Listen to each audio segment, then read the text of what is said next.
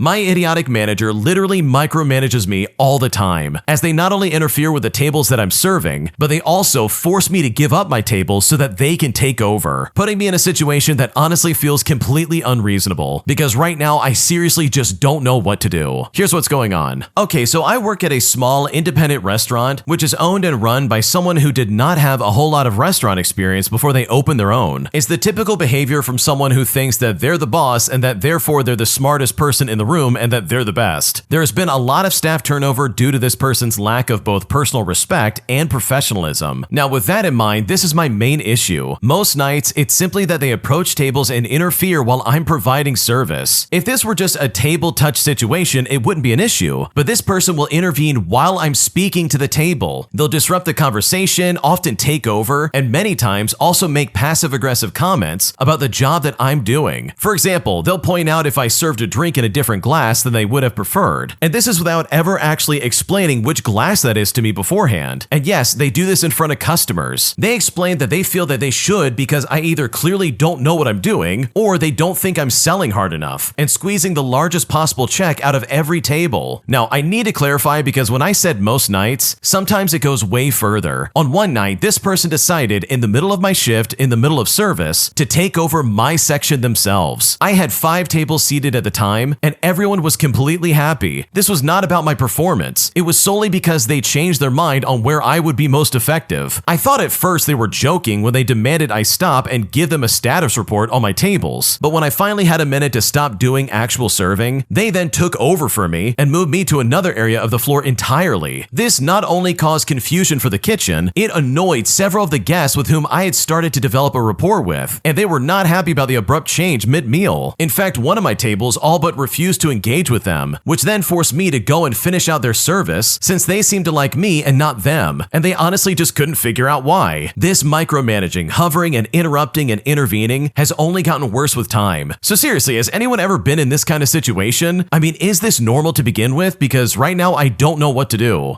Oh my gosh, this is literally like making my skin crawl because I had a manager like this and it was the worst experience on earth. Dude, you gotta get out of there. I'm serious. I don't normally say that on this channel, but holy crap. This is not a place you're ever gonna find longevity. You are always gonna be at this person's mercy. They're always gonna be micromanaging you, and I guarantee you, you will never get it right. It doesn't matter if they write down everything they want you to do and you do it exactly as written. They will still find reasons to throw you under the bus and in front of customers at that. And by the way, the lack of professionalism from these people is absolutely appalling. I don't care if they're the owner or not. It is so disrespectful to talk to your employees like that and be like, you're using the wrong glass, get it right. Or even to be like, sorry, I'm taking over. It's like, dude, I'm getting tips out of this and I'm making a living over here. You're not taking my tables. Like, that's what I would say if I was in your shoes and someone tried that crap with me, because absolutely not. I'd rather get fired and find a better job, which wouldn't be hard considering what you described, than to have some idiot take over my work that literally doesn't need taking over. Like, you described it best. You said everybody's happy and no one's complaining. So there's no reason for this person to take over at all. I don't know if they were like jealous because you're doing well or something like that, but like, seriously, what's going on right now? Like, it almost seems like they're trying to steal your tips or something like that. I don't know. It kind of seems sketchy and I would be very pissed off if this was me. And this is the kind of person who will not only micromanage you, but they will probably eventually fire you. Like you mentioned earlier that there's a lot of employee turnover, but like, this is the reason. They are literally the reason why their restaurant will never grow, and it will always be looking for new employees to fill their stupid roles because they want to be both the manager and the main worker at the same time, instead of, like delegating the responsibility like anybody else. Do they have to do everything in the restaurant? Like, come on. So in my opinion, I would jump ship immediately. I would start looking for a new job tonight. Like, there's no way I'm going to put up with that, because as someone who has put up with that for far longer than I should have, my life got so much better the second I left that place. And I guarantee the original poster will feel the exact same way as soon as they get away from these idiots. If you like Am I the Jerk, you're probably going to love Am I the Genius. Check it out, link down below in the description. Also, go to amithejerk.com/submit if you would like to submit your own stories. Would I be the jerk if I locked my roommate out all night, all because he refuses to get a new key to the apartment after his key broke when he was using it? Because right now I'm still very pissed off and very annoyed, and I just don't know what to do. Here's what's going on. I'm a 22-year-old female and I live with my ex-boyfriend. We moved in together in February but broke up shortly afterwards because he was a lot different to live with compared to how we would visit each other's apartments beforehand. Now, at around March or April, his key broke, and thankfully it didn't get stuck in the lock and we have both pieces of the key. Also, it shouldn't cost anything to let the rental company know and get a new key because the key wasn't lost, meaning that they didn't have to rekey the entire apartment. I let him know that this was his responsibility because it was his key. Well, as you can probably guess, he has not done anything to contact the rental company. He refuses to call businesses due to anxiety, and also just hasn't contacted them through email or the service portal on the website. We live in a safe neighborhood, but I prefer to lock the doors, especially at night, because you never know. Now, over the summer, I worked an internship, and I mainly lived in another city, so I was nice and I gave him my key during that time. But now that I'm back home, I took my key back and I decided I was done catering to him. In the 4 weeks I've been back, I've locked him out at least 6 times. I lock that door at night at around 9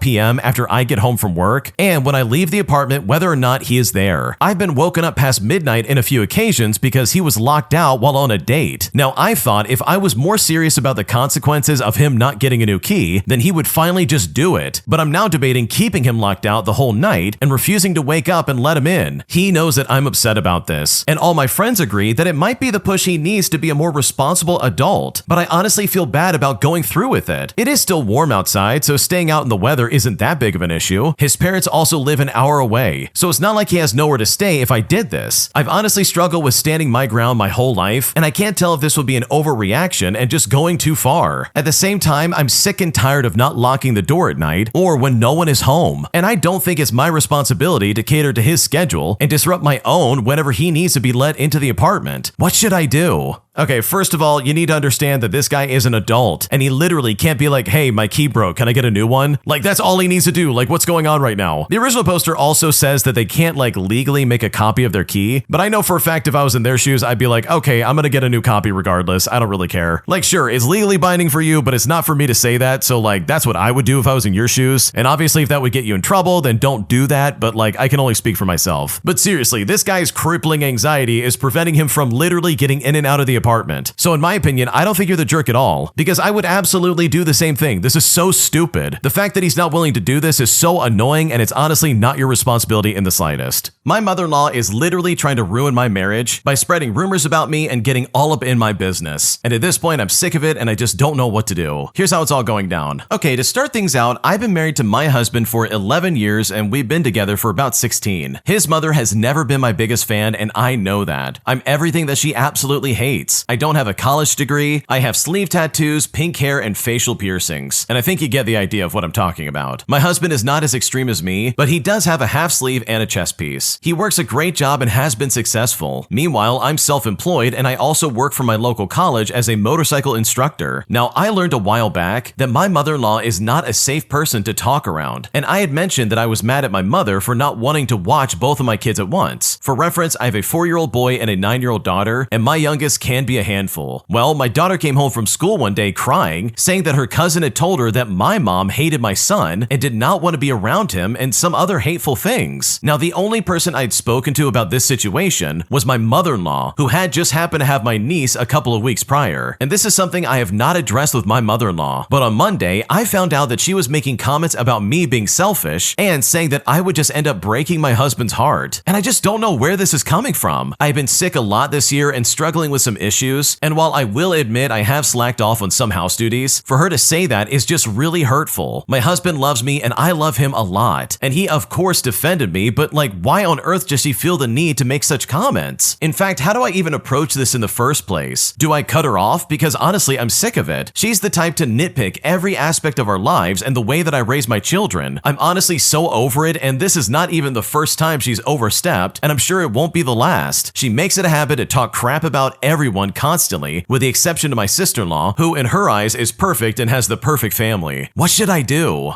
Okay, first of all, I really hope you never tell her anything ever again, because it's pretty obvious she's gonna try and like ruin your life and use all of that against you by spreading rumors. But also, like, I really think your husband needs to step in and be like, Mom, you need to stop. You can't talk to my wife like that anymore. more. Like, this is crazy. Because that, in my opinion, is like the first thing that really should be happening here. Because this behavior is absolutely disgusting and you should not have to deal with that in the slightest. My entitled boss tried to steal my idea and pass it off as his own that he literally shot down when I presented it to him. So as a result, I decided to get some revenge by quite literally exposing him for the liar that he is. Here's what happened. So I was working at a mid-sized marketing agency where ideas get tossed around in meetings all the time. I spent a full week preparing a presentation about a new campaign strategy. When I pitched it in a team meeting, my boss shot it down immediately, saying that it wasn't in line with what the client wanted. Well, fast forward a week later and I'm sitting in on a client meeting. And it's here that my boss presents my exact strategy. The same slogans, the same layout, even the same examples that I used. Now, I didn't say anything, but I kept all my drafts and the time-stamped emails. And you know what? The client absolutely loved the pitch. A few days later, they emailed me directly asking for help clarifying some parts. But that's when I carefully forwarded them my original draft, clearly dated before my boss ever even brought it up. I didn't accuse him outright. I just said, here's my early draft that might help out. Well, the client called me privately and offered me a role with them in-house. Better pay, better hours, and I'd report directly to their vice president of marketing themselves. And you know what? I took it. And as a result, my ex-boss had to explain to upper management why we lost one of our biggest accounts and why his employee walked out mid-project. And honestly, it was incredibly sweet because my boss absolutely deserved this. Dude, I can't stand when people steal other people's ideas. It's pretty similar to when you do like a group project in college, and there's always that one person who literally did nothing the entire time. Like, that is so obnoxious and it just ruins pretty much everything you're trying to do. So I just love the fact that you got back at this guy by being like, oh yeah, you mean my idea that you pitched? Yeah, here's my earlier draft that my boss literally shot down. Hopefully this helps you figure things out. And then for that client to be like, hey, you want to work for us? Like, that's just so beautiful and just so good. Like, I love that so much. So good for you for standing up for yourself because you absolutely deserve to get credit for this. Am I the jerk for telling my friend that her making jokes about the cost of her home sounds incredibly spoiled and very disconnected? Because my friend is super rich while I am definitely not. And at this point, I'm not sure if I'm in the wrong. Here's how it all went down. Okay, so I've been best friends with my friend who we will call Emma for about 2 years now. We're both 17-year-old females, and we met at a community service volunteer event for animals. And to put it bluntly, we are pretty much the opposite in terms of finances. Her family, in short, is very wealthy, and I'm talking extremely wealthy. 7 figures a year, multiple properties. I mean, she's set for life if she wants it. I, on the other hand, am in a below average income family, and we have had issues with power, water, and bills and all sorts of stuff. I go to free public school while Emma goes to private. Now, she's generally a really great person. We have lots of fun together and we hang out almost all the time. My family treats her as her own and her family does the same to me. Now, the only issue I've ever had with her was that she acts broke. Her and her driver will come to pick me up and we'll go to eat and she'll say something like, oh, I'm not going to order anything, I'm too broke.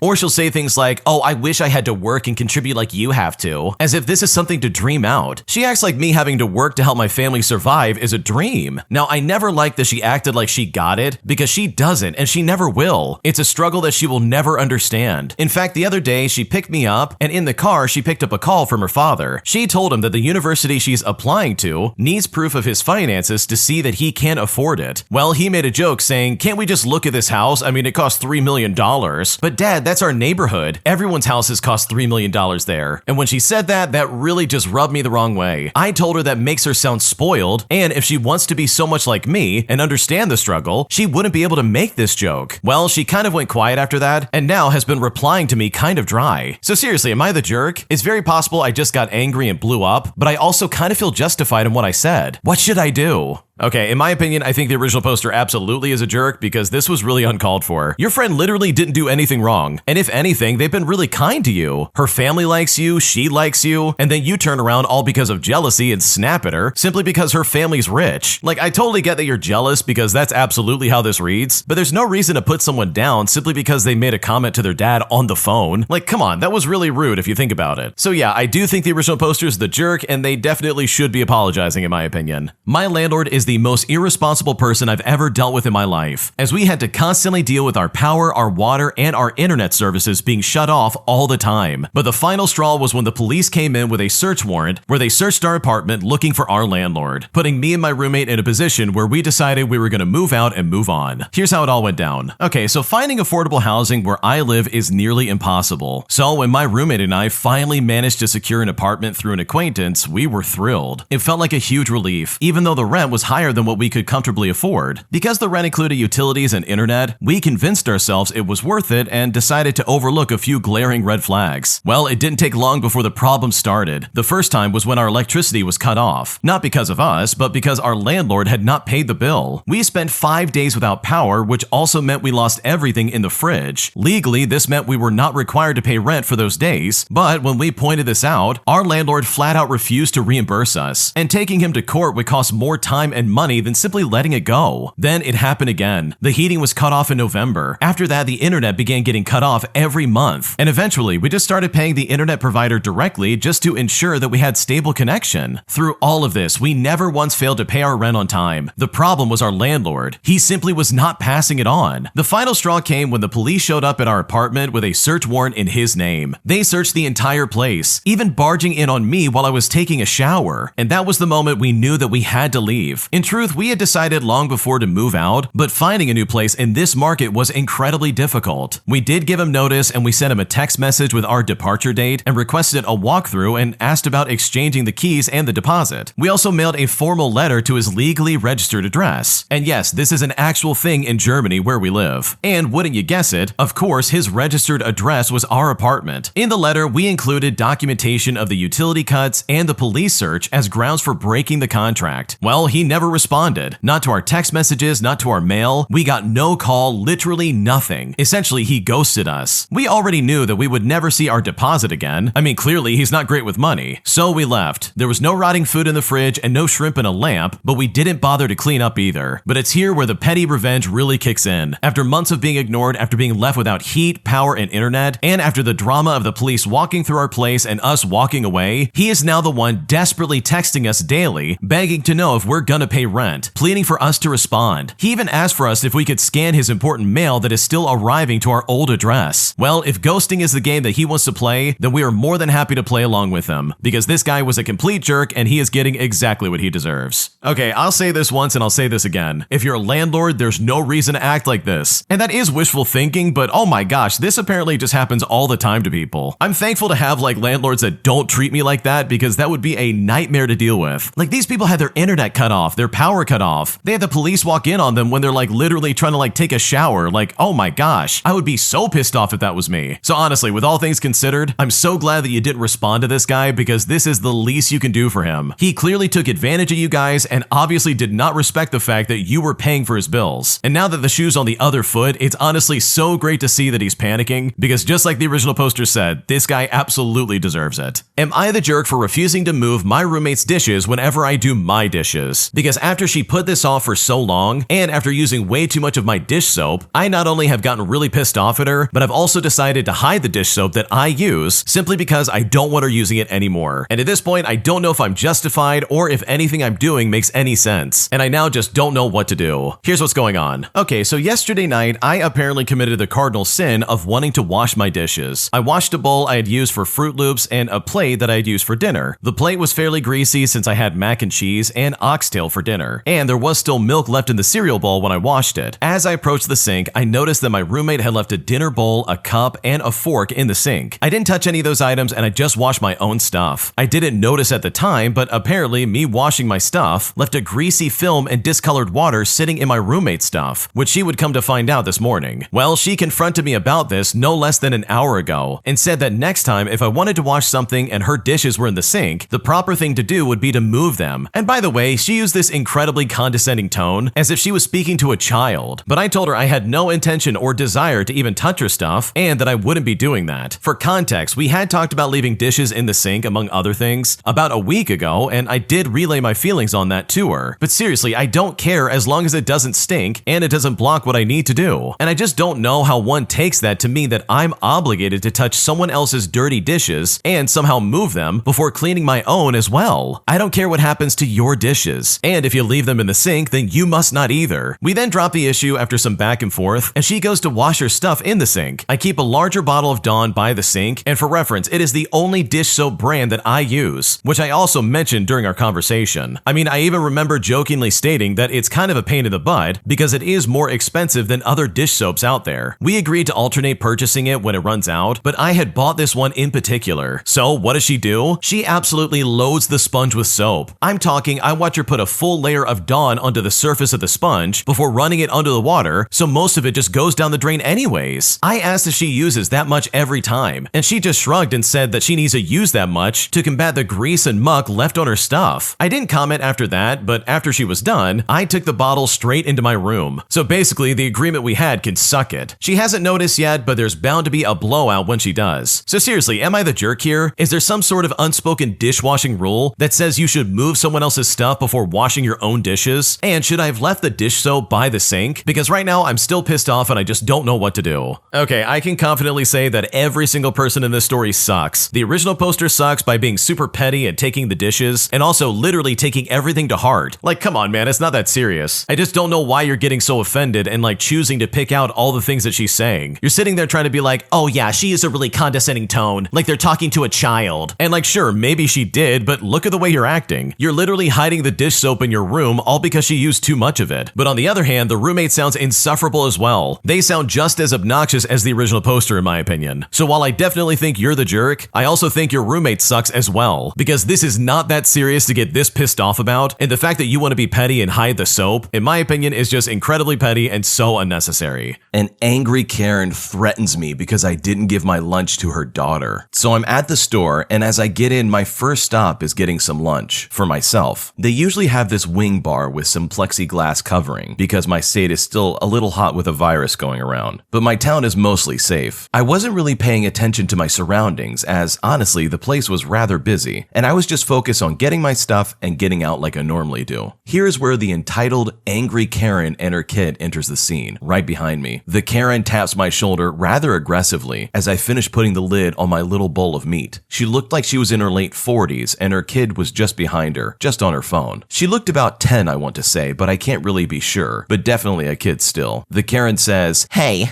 my daughter wants your wings. Hand them over." And at this point, she sticks her hands out with a scowl. I'm guessing she was just expecting me to say, "Oh, sure, why not?" I say, no. I'm about to move out of your way anyway, so there's plenty to go around. The Karen says, excuse me? I said give them to me now." She actually kind of screamed now like it was an order. And that's when I said, as I said, I'm about to get out of your way so you can get it yourself. Now, if you'll excuse me. The enraged Karen looked absolutely furious at the fact I wasn't about to do as she demanded, and actually moved her cart in front of me to block my way. Then she said, "If you don't listen to me, I will get the manager here and I will get you banned.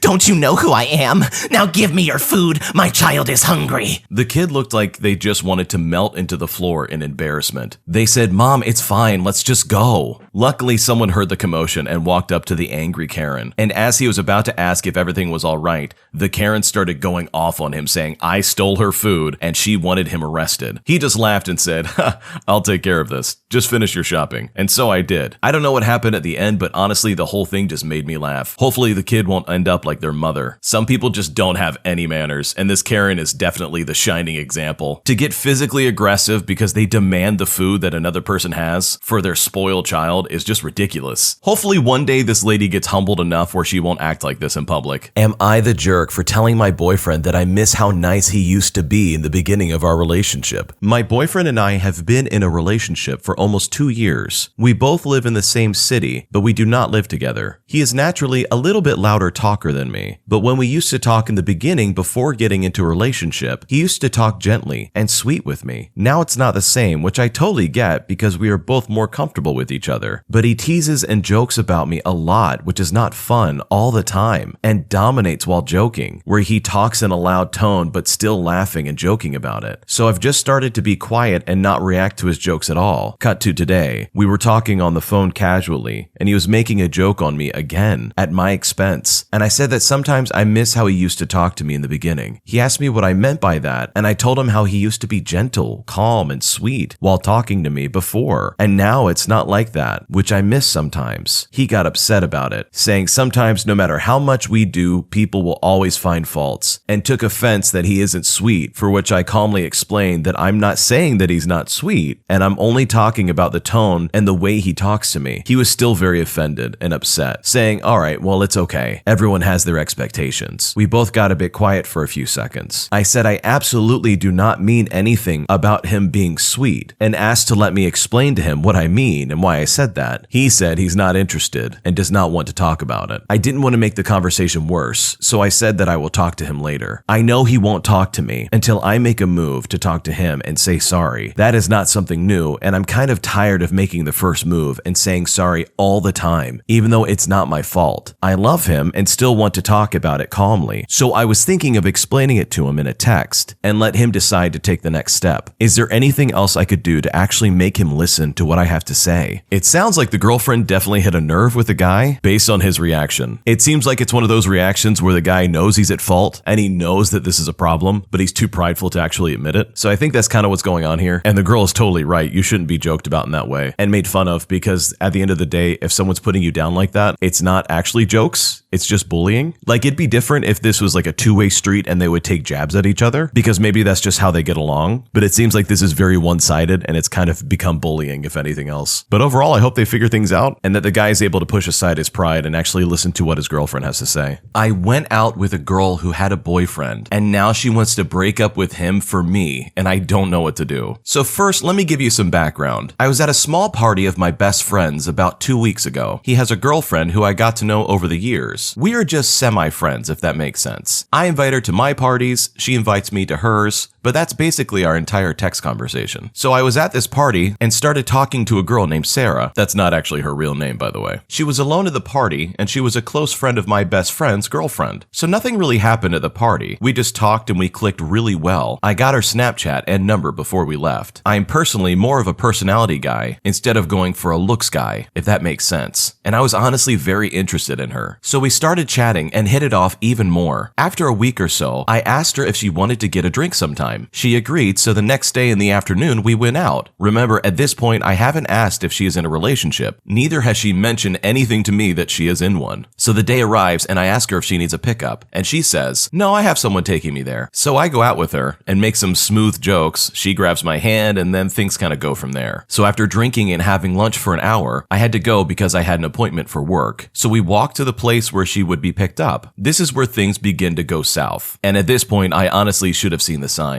So we walk back as she's holding my hand, and she drags me into a side alleyway where we make out for about 5 minutes. So first, here's some information. The alleyway connects to the parking lot, but it's at an angle so you cannot look into the alleyway from the parking lot, if that makes sense. So I tell her, I need to go. Do you want me to walk you to your lift? Sarah says, no, hurry to your car and go to work. I had a great time with you. Later, she texts me if I want to do something later in the week. I invite her over to my place for dinner, and we spent some quality time together, if you know what I mean. After I ask her if she needs a ride home, she tells me that someone's waiting for her. I let her go, and she tells me her lift is waiting around the corner. So me, someone who hasn't had a girlfriend in 5 years, tells my best friend about everything that just happened. I go over to my friend's place to tell him, and he grabs me by my arm and tells me that this lady actually has a boyfriend, and she's been with this boyfriend for 3 years. At this point, my heart rate starts rising, and my friend can see I'm in shock. So I explain everything to him, and I mean everything. I show him texts from this girl because I honestly don't know what to do. So my friend calls his girlfriend, who tells us that Sarah recently has been talking about breaking up with her boyfriend of 3 years since a couple of days ago. I am personally someone who would never ever cheat on someone or cheat with someone.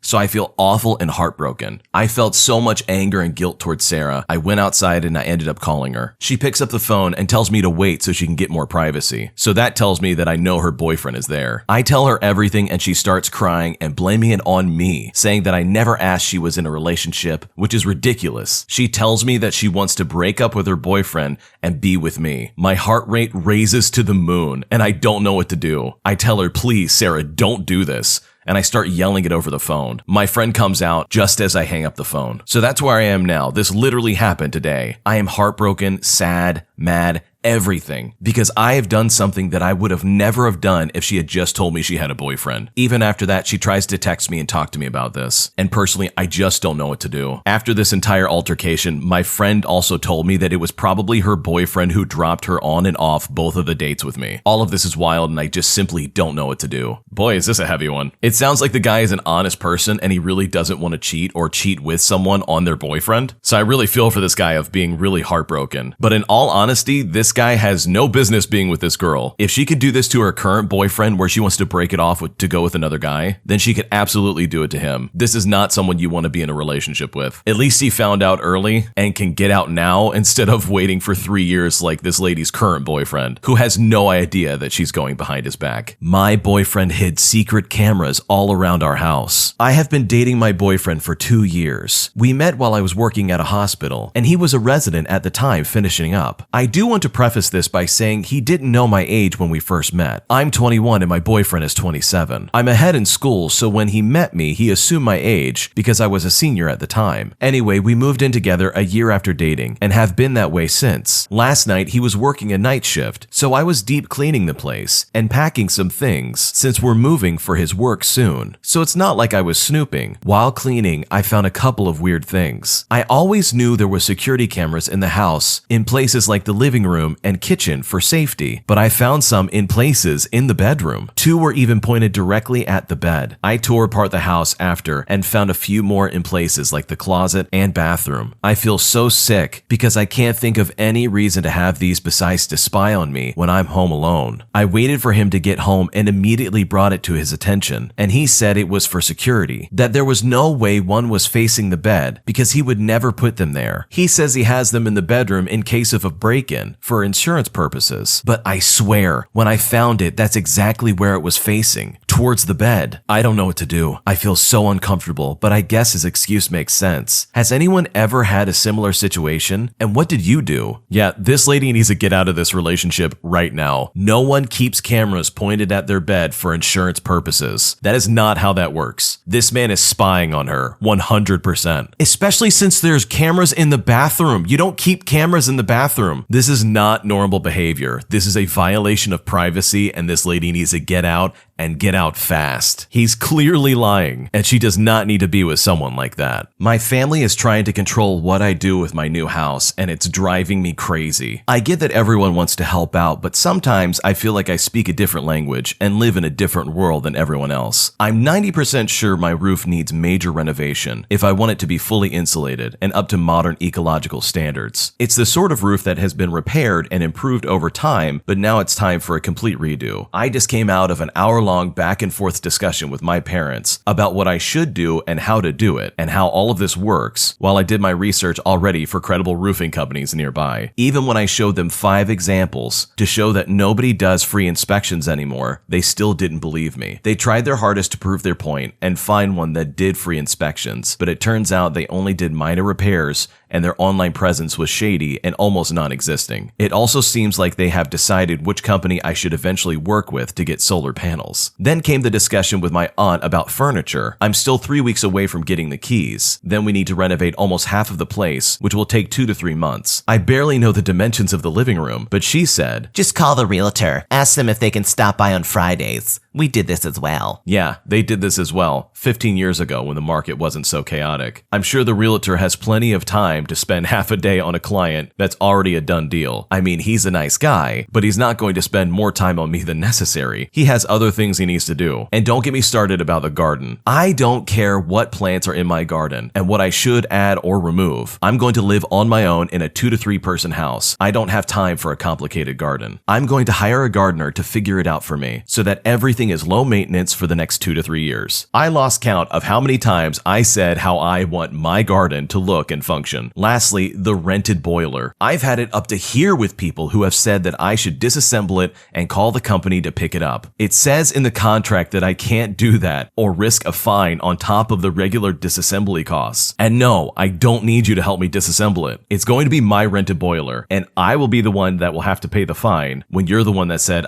screw it, we'll do it ourselves. Every discussion with my family drives me to the point where yelling seems to be the only way to get them to stop for at least 6 hours. Then it starts all over again. I am so done with everything and everyone. And honestly, once I move into my house, I don't want to see anyone for anything for at least half a year. I'm not spending this much money on a house for everyone to walk all over me and tell me how to live my new life, telling me what to do and what sort of tiles to get, where and when, etc. It's driving me crazy. Yeah, it sounds like this lady has a family who is absolutely not minding their own business. I mean, this lady has her parents, her sisters and brothers, her aunt telling her how to run her house. I mean, that's just craziness. And it doesn't sound like she's not being firm with these people. I mean, she says it herself. It almost goes to yelling sometimes just to get them to stop, but they still consistently keep coming back. I mean, what is wrong with these people? Just give her some space. At the end of the day, I think everything will probably change once she finally moves into this new house, because then it will be hers and it won't be up for speculation or for other people to chime in and tell her how to run it. And that might be the best silver lining she can look forward to. My girlfriend of 8 years broke up with me, and then the next day she's begging to have me back. So my girlfriend and I have been together for 8 years. We met in college at 19, moved to California together, 3,000 miles away from family around 5 years ago. We have a condo and a dog together. We have ups and downs, some bad fights, but overall we are best friends and have a lot of love. Over the past few months, I've been struggling with my job. Paying for the expensive Southern California lifestyle has made things tight when it comes to our budget, which in turn made me really have to step up with the finances. My girlfriend has had pretty bad anxiety and panic attacks, so she went on Zoloft about 2 months ago. And it's helped with that, but I can't help but feel like she has significantly changed in ways that's not so good. Even her best friend says she feels like a different person and that she feels emotionless, like a stranger almost. Anyways, she's been discussing a break for a few months now, but we always work past it. And then we're doing so well talking about marriage and kids. Then a week goes by, everything settles, and it's back to a break. It's a cycle that keeps on repeating. Friday, she finally said that she is visiting her sister for the weekend, and when she gets back, we are going to take a break, and that she will be getting an Airbnb for the next month of April. She came back yesterday, sat down, and we had a heavy heart-to-heart, and she said she just wants to fully end things. She went on to say how she fell out of love. So she packed up her stuff, we hugged, and I went to a buddy's to decompress. An hour or so later, she calls me sobbing and having a full panic attack, saying she doesn't want to be there and she misses me and the dog. After a talk, she said she is going to stay in the Airbnb and that she is sorry for calling and making it harder on me. I feel like I'm watching the girl I love go through a full mental breakdown, and I'm not sure what to do. Yeah, this is a really sad situation. Panic attacks and anxiety and depression are really hard things to deal with, and it sounds like this guy's girlfriend is definitely going through it. I think there's a lot of things they could both work on, but it really sounds like his girlfriend needs to go to therapy. Just getting on some kind of medication to help with your depression or anxiety sometimes isn't enough. Overall, I hope she gets the help that she needs and that they're able to work this out. My parents keep asking me for money. I would first like to say I love my parents dearly. I always have. They've done so much for me, and I'd like to return the favor, but I'm starting to get frustrated. We've always struggled a bit with money,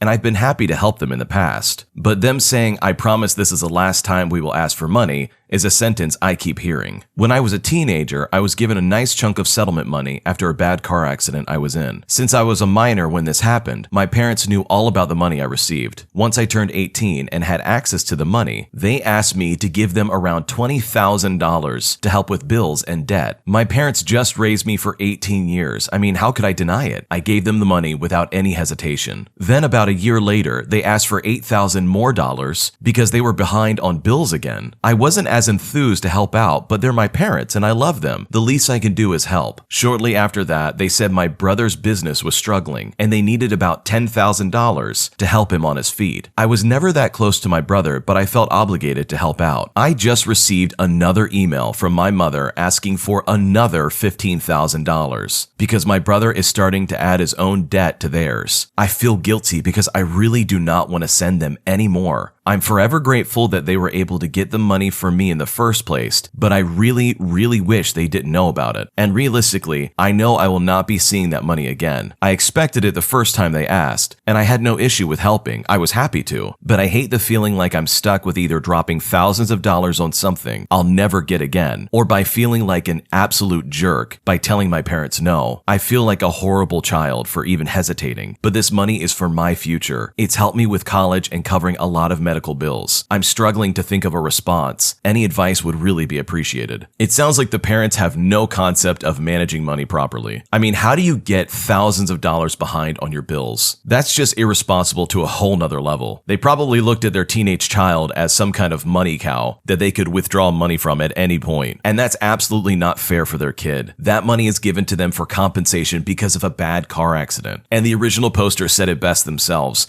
They need this money to cover medical bills and college. And if I were them, that's exactly what I would tell my parents. You just apologize and say, I'm sorry, I need to use this money for me. And then that's the end of it. If it goes further than that and they start to guilt trip you and really hammer it home that they need this money now, then at least you know exactly what you're going to be getting for the rest of your life. And then you can decide if you want any part of that. Personally, I wouldn't want to deal with that for a second and would much rather have my parents respect me as a human being with my own finances to manage how I please. My boyfriend has broken up with me, but he hasn't told me yet. I just found out that my boyfriend has informed his family that we've broken up, but not me. We've been seeing each other since 2018 and we became official in 2019. I found out because someone we both know told me after asking me how I was doing. I was so confused and glad I followed up. He came back from work. He seemed all right, told me a work story when he got home. I said he'd been acting funny, and he said he was all right when I prompted for more. I asked if he hated me, and he said no. I asked other questions where he behaved oddly, and he just chuckled and replied no each time. He's just left to go bowling with some work buddies. I can think of a dozen reasons and a separate dozen petty reasons he has yet to break up with me. I honestly can't drop it. I don't want to get the person into trouble. So how can I bring this up upon his return? I mean, this sounds like something you need to bring up sooner than later. Your boyfriend has already told his family that you're not going to be with him any longer. And the fact that he hasn't told you yet is a big red flag. Like you already know he doesn't want to be with you. So in my opinion, it's probably time to cut things loose.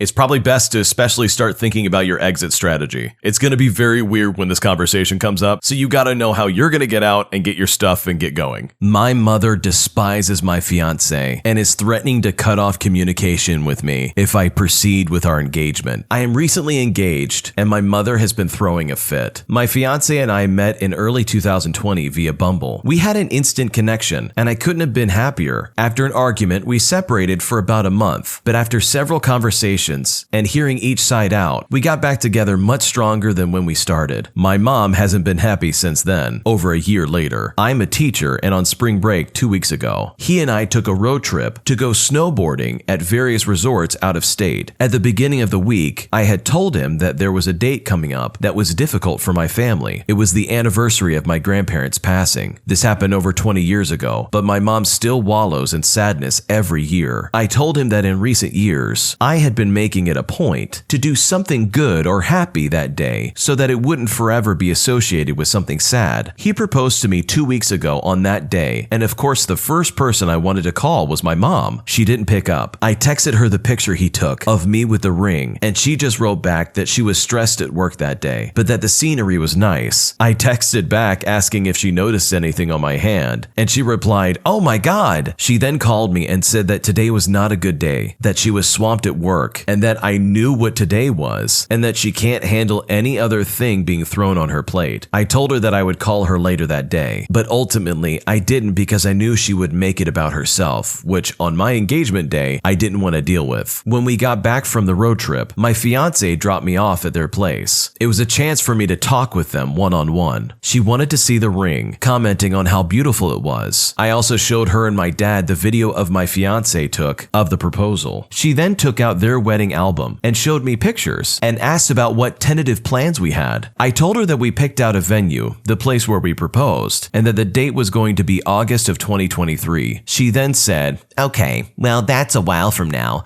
Plenty of things can change between now and then. When I got home with our dog, my fiance suggested my parents come over for breakfast so we could properly celebrate the next morning. They agreed, and the minute they got there, my mom completely ignored him. My dad went up to him, gave him a hug, and said congratulations congratulations to him. Instead of anything from my mom, she went into wedding planning mode with me and making a guest list saying I need to invite people that I haven't talked to in years, simply because they're family, and essentially saying that it's absolutely necessary. I told her that I want to keep it to less than 60 people, and with everyone she's included, I had over 60 people on my invite list alone. My fiance is South American and has a few friends in the United States, and we're working to get some of his family members to the States. Either way, his list is about 15 to 20 people, and she didn't even take those folks into consideration. She would also ask me questions about what color we want to use or what he wants to wear, and I keep suggesting that she asks him directly since he was 10 feet away from her making breakfast and wanting to be a part of the process. She barely acknowledged his existence the entire time. After breakfast, my mom and I took my dog on a walk, and she asked me, for probably the 10th time since we had been back together, What changed with him? I told her, like every time she asks, that he and I had a long conversation and are happy with getting back together. And if she really wants to know what changed with him, she could ask him directly. She hates confrontation, so I know that's why it's never going to happen. In the time that she and I were gone, my fiance was at home with my dad, and he discussed with him that he's here to stay. He will take care of me, and he knows that there is some kind of awkwardness between him and my mom and wants to fix it. My dad said to let it be, and she'll get over herself at some point, but that my dad has no problem with him and is happy to call him his son-in-law. The next morning, I was dropping off my dog on the way to school to my parents. I calmly told my mom that I didn't appreciate how she ignored my fiance's existence yesterday when we were talking about the wedding. She replied, It was intentional. I told her that he wants to be a part of the planning process and he wants to sit down with her and clear the air. She was playing a game on her phone the entire time I was saying this and said, I don't care about his feelings. I want nothing to do with him. Since then, a week and a half later, my mother has been giving me the silent treatment. She and my dad's anniversary was earlier this week, and I said happy anniversary to them, and he said thanks. She didn't even acknowledge that I was there at all. She was staring at the television, completely ignoring me. I told her I loved her and I was leaving, and still absolutely nothing. This morning, I wanted to at least see if she acknowledged me, so I went to where she was getting ready and told her good morning. She said, We need to disentangle ourselves financially from you because I'm done. You don't want to hear what I have to say. I don't agree with him. I don't agree with the engagement. I think you're settling. You seem to prioritize him over everyone else in your life. If you need me in case of an emergency, I'll be there. But otherwise, day-to-day things, I'm done. I told her that we'll talk this evening when she and I don't have to be at work at a specific time. I'm at such a loss for words. She has pulled this behavior too many times and I'm over it. I have suggested therapy since I truly think she's been depressed since my grandparents passed away. She loves to dwell on the past. Yes, therapy costs money and she's very stingy with her money, but it doesn't mean you're weak. I've gone to therapy several times and it has done wonders for me. If she doesn't get her way, she throws a fit. She refuses to let me be an adult and make my own decisions, whether or not she's okay with the decision. She can't stand the fact that I don't need her to be successful and that I'm starting my own life and creating my own family. Yes, I have relied on her and have valued her opinion and taken into consideration with things in my life, but this is just too much. I've gone to Google, of all things, and it sounds like she has some kind of narcissistic personality disorder, but when I go to talk to her this evening, I have no idea what to do. I plan to hear her out and not react. I'm going to stand my ground and maintain an even tone. I know that she is saying a lot of things to hurt me and get a reaction, but the more she does this, she's going to make a rash decision to not attend my wedding and regret that for the rest of her life. There's absolutely so much to unpack here, but first and foremost, the mom is absolutely in the wrong. This woman is clearly happy with her fiance, and the fact that her mother is being this childish and ridiculous is absolutely unacceptable. And while I think the woman in this story knows what she needs to do, to make it more clear for anybody who's listening, this lady does not need anything to do with her mother. She is 33 years old on the verge of starting her new life, and from the sounds of it, her mom's been pretty abusive and toxic most of her life. When she gets married, this is legitimately the first day of her new life with her husband. They both love each other and they want to have a wonderful future together, and I really hope the mom in this story chooses to be a part of that future instead of whatever she's trying to be right now, because nobody deserves this kind of treatment. A crazy Karen and her family threatened to unalive me at work. I used to work at a go-kart track arcade type place. Most of the people who work there are anywhere from 15 to 19 years old, me being 17 at the time of the incident. Because of the age of the employees, I can understand why someone who's much older might feel a little cautious about our dependability and ability to follow the rules, but I can can assure you we never messed around and we never broke any rules, even with our dumb juvenile brains. For the most part, we were really good workers. I specifically worked the go-kart track. We had an outside and indoors track. I was working the outdoor track at the time. A big family of about 10 to 15 people walk up to the line and start getting into the go-karts. I stopped the one child and asked for her height because she looked too short to go on the go-kart. Turns out she was well below the height minimum, and I told the crazy Karen that her daughter can't drive, but since the go-kart is a two-seater, she can ride as a passenger with someone else in the car driving her. This Karen and her husband were not having it. Apparently, they were there earlier in the day when I wasn't working, and the employee working there at the time let her daughter drive. I explained to her that my coworker made a mistake by letting her drive and shouldn't have driven the first time, and we will figure out which employee that was and reprimand them. I then told her that her daughter is allowed to drive the go-karts on the inside track because they are slower, and we let shorter, younger people drive them because of the increased safety. So if she wants, they can go in there or stay outside and just have her daughter ride as a passenger, whatever they want. And I guess today this evil, crazy Karen was not having it. Instead of being understanding and just making her daughter ride as a passenger, she told me she was going to slap me and my coworkers, who were also working on the track at the time, and then later saying she was going to unalive us, all while screaming at us and making a huge scene. I figured this was beyond my power, so I called my manager over to mitigate the situation. When my manager gets there, evil Karen and her husband pull out their phones and start recording me saying how I was being racist and derogatory towards them, and that because I was wearing my school's wrestling team sweatshirt, they figured out my school and were going to call them to tell them the horrible things I supposedly said to them. They also said they were going to post the video they took of me doing literally nothing and post it on social media. Now, I'm a pretty big guy, being 6 foot and 230 pounds at the time, and having multiple years of football and wrestling under my belt. I know my boundaries very well, and I know what I am capable of. Combined with my temper, I knew that if I had to stay around much longer, it would get ugly. I was in no mood to be putting up with their garbage any longer, so I quickly left to go clean inside and calm myself down. It wasn't my problem anymore, now that my manager was there. Apparently, they went back inside to scold the owner of the business, my boss, and the crazy Karen recorded her and gave her the same treatment she did to me, and the owner ran out of the building, a sobbing mess. My manager eventually lets them ride for free on the inside track, and they shortly left afterwards. The worst part was that the owner and the manager blamed it on me because apparently my large stature might intimidate people, and I need to be extra careful when people speak to me, and vice versa, which is totally ridiculous. I'm a calm guy most of the time, and I've always been very nice and courteous with employees, especially this terrible Karen. The fact that I didn't explode in tears at a little bit of confrontation puzzled me a little, and made me wonder if my boss should be allowed to be criticizing me, since she can't hold her things together. Never heard anything from my school or saw anything pop up on social media that led me to believe that they were just manipulating the situation to get a free ride, which my terrible manager gave them, instead of kicking them out or calling the cops like they should have. That is a horrifying situation to be in. These people literally threatened to unalive this guy, all because their daughter was just too small for the ride they were going on. Absolutely craziness. And the worst part about it is that the owner and the manager blamed the guy that was being yelled at. These people should have been banned immediately for life. Shunned, publicly shamed. You don't treat teenagers like that. At the end of the day, this guy needs to find a new job. And if he does decide to stick around there, he needs to call the police the next time these people come in, because nobody deserves to be threatened over something so simple and mundane. I lost all my money to a cryptocurrency scam after my friend's hacked Instagram account referred me to it. This began on Monday morning and has tainted my mental state as well as humiliated me to my friends and family. I'm a 20-year-old male that recently started my electrical apprenticeship. I haven't had much money in my life, but I finally started to feel comfortable buying things for myself: tools, clothes, food, etc., as well as planning to buy things I've wanted for a long time, like a new phone or a new guitar. So on Monday morning, I was working on the top of a high-rise with a lot of downtime in between tasks. During some of this downtime, I received an Instagram direct message from one of my buddies that I usually talk to a couple of times per week. He always sends me stuff he feels I would be interested in, so it wasn't exactly out of the ordinary when he sent me a message about how he invested $500 into Bitcoin and made $6,700 back. He provided a picture of his own phone showing the lock screen with notifications that $6,700 had been deposited into his bank account. His phone background was correct,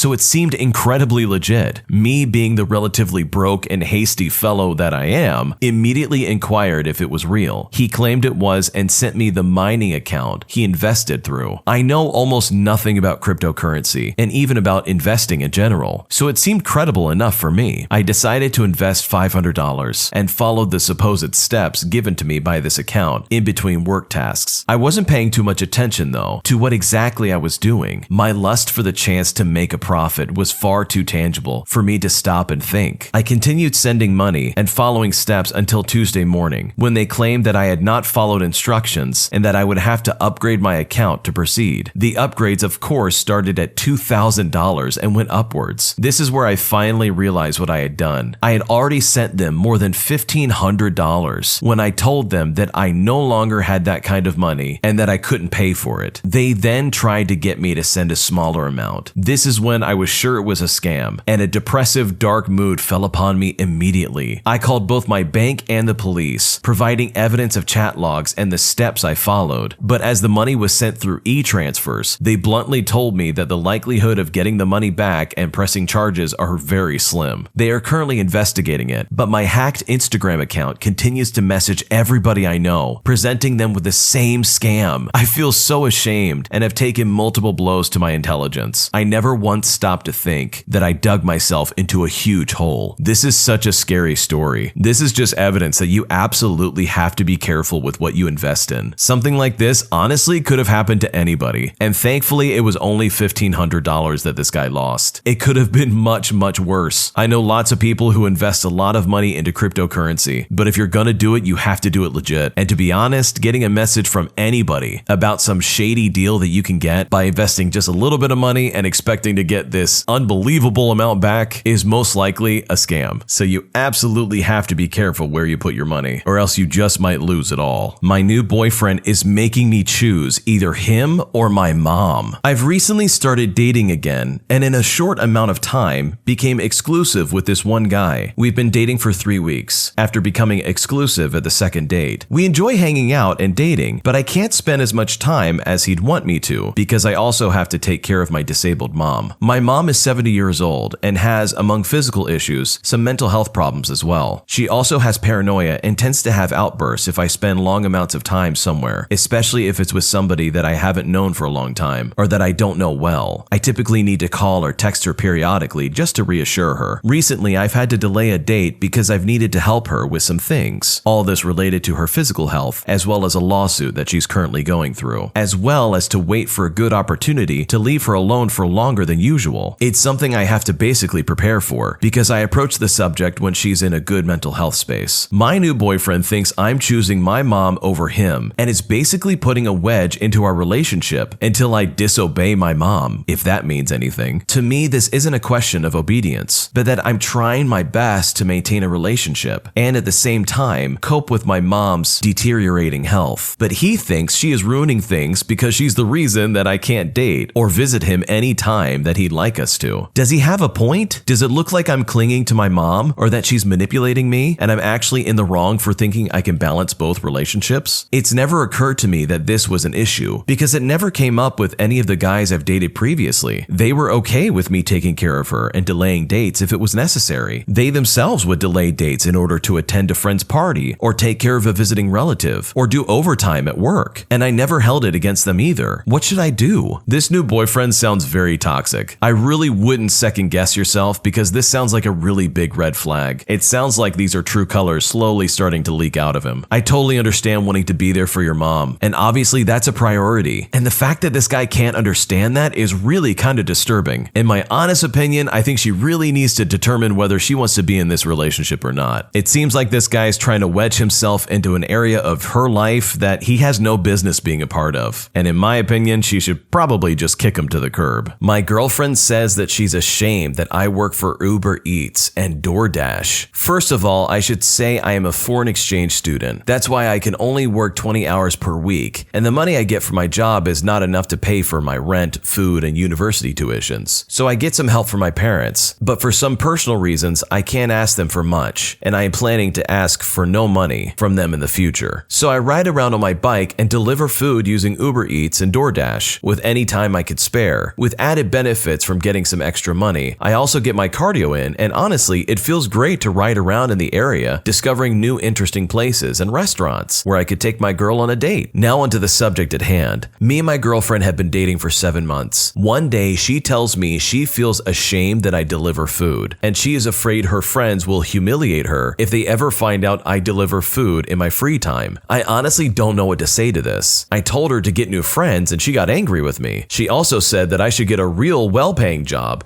and do something else. Well, I am trying to get a new job with better pay, but it takes time. And I am trying freelancing, but I can't build a decent portfolio because I have to study to maintain good results in university. And with her concerns of me eating only 1 meal a day, I said that I always struggled with my weight in my childhood. So 1 meal a day helped me to keep my weight down, while I can cook and eat whatever I want without any worries. There's no reason to say I don't eat much because I am poor. Well, she's then implying I shouldn't be dating if I can't find a real job, or until I graduate from university. I feel devastated hearing this. I would say I'm not a bad partner by any means. I always dress the best I can and spend time with her whenever she and I are free. I also went out together with her friends and we had a great time. They had no complaints. Is this such a deal breaker in a relationship if someone works at Uber Eats or DoorDash? In my own personal opinion, this guy's girlfriend is not being very nice to him. It sounds like this guy is doing the best he can with the situation that's been placed in front of him. It also sounds like he doesn't have a lot of money.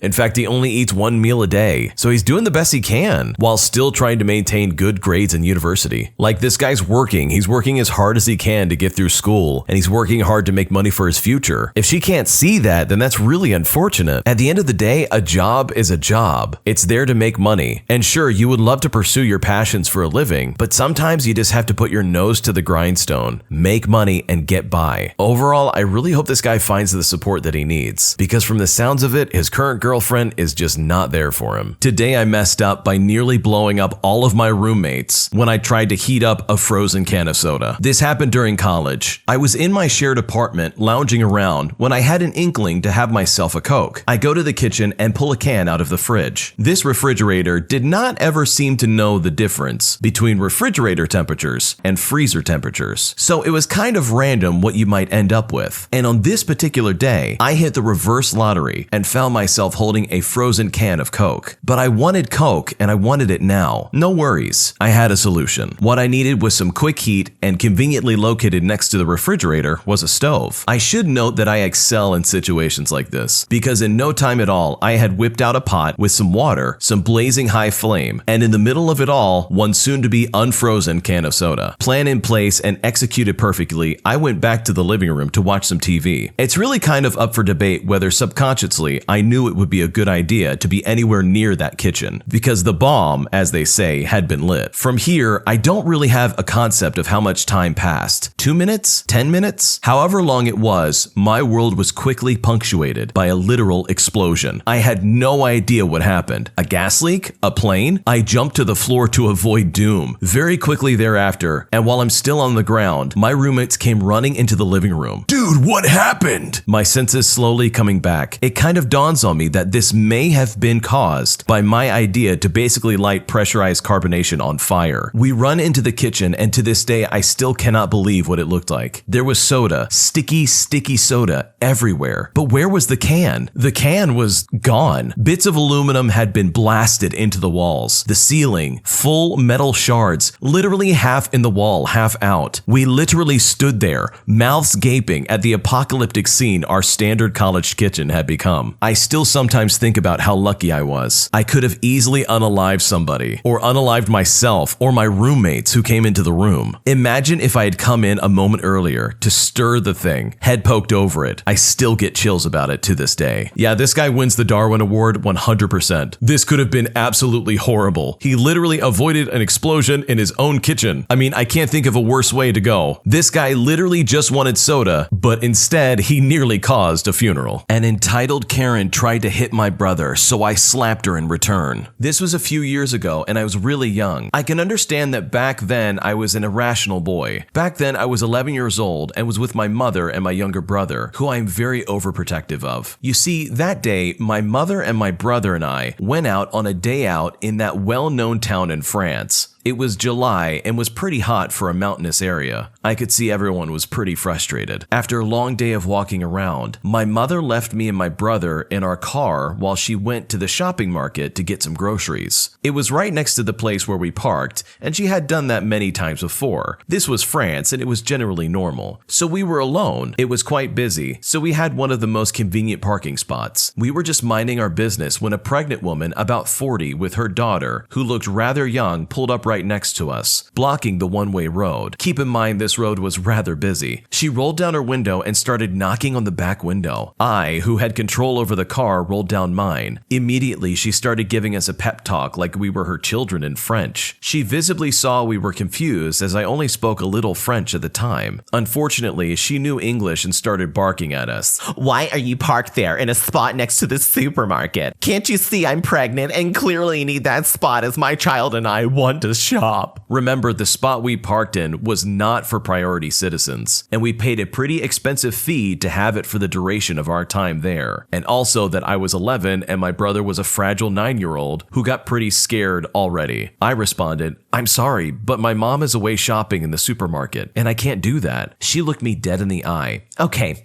give me your mom's keys and I'll park you down the road where there are plenty of spaces. I was shocked, and my brother returned a shallow suggestion, saying, "Then why don't you park down there?" Her face turned bright red. She started yelling at him and how he should respond with respect. The line behind her had cars building up, and some of them started beeping loudly. She was literally blocking traffic. Then she got out of her car and reached to hit my brother in our car and to reach for the keys in the car. I yelled, "Get away from my brother," and slapped her hand hard with all of my might. She started screaming, "What is your problem, you disgusting child?" and got to her phone to call the cops. I saw she had a small red spot on her arm. Unfortunately for her, my mom heard the commotion and ran out with her groceries. Her daughter was now crying, and there was a list of impatient drivers behind her. My mom and the security came out, guns a-blazing, not literally. The look on the woman's face was priceless. She drove away cursing us in French over and over again. My mom kissed the now shaken brother and was angry at me for slapping a lady. I explained the situation to my mom, and although she was upset, she was still happy I protected my brother. Wow, this is a crazy story that absolutely had a lot of zigs when I thought it was gonna zag. The fact that someone came up to this car and tried to reach in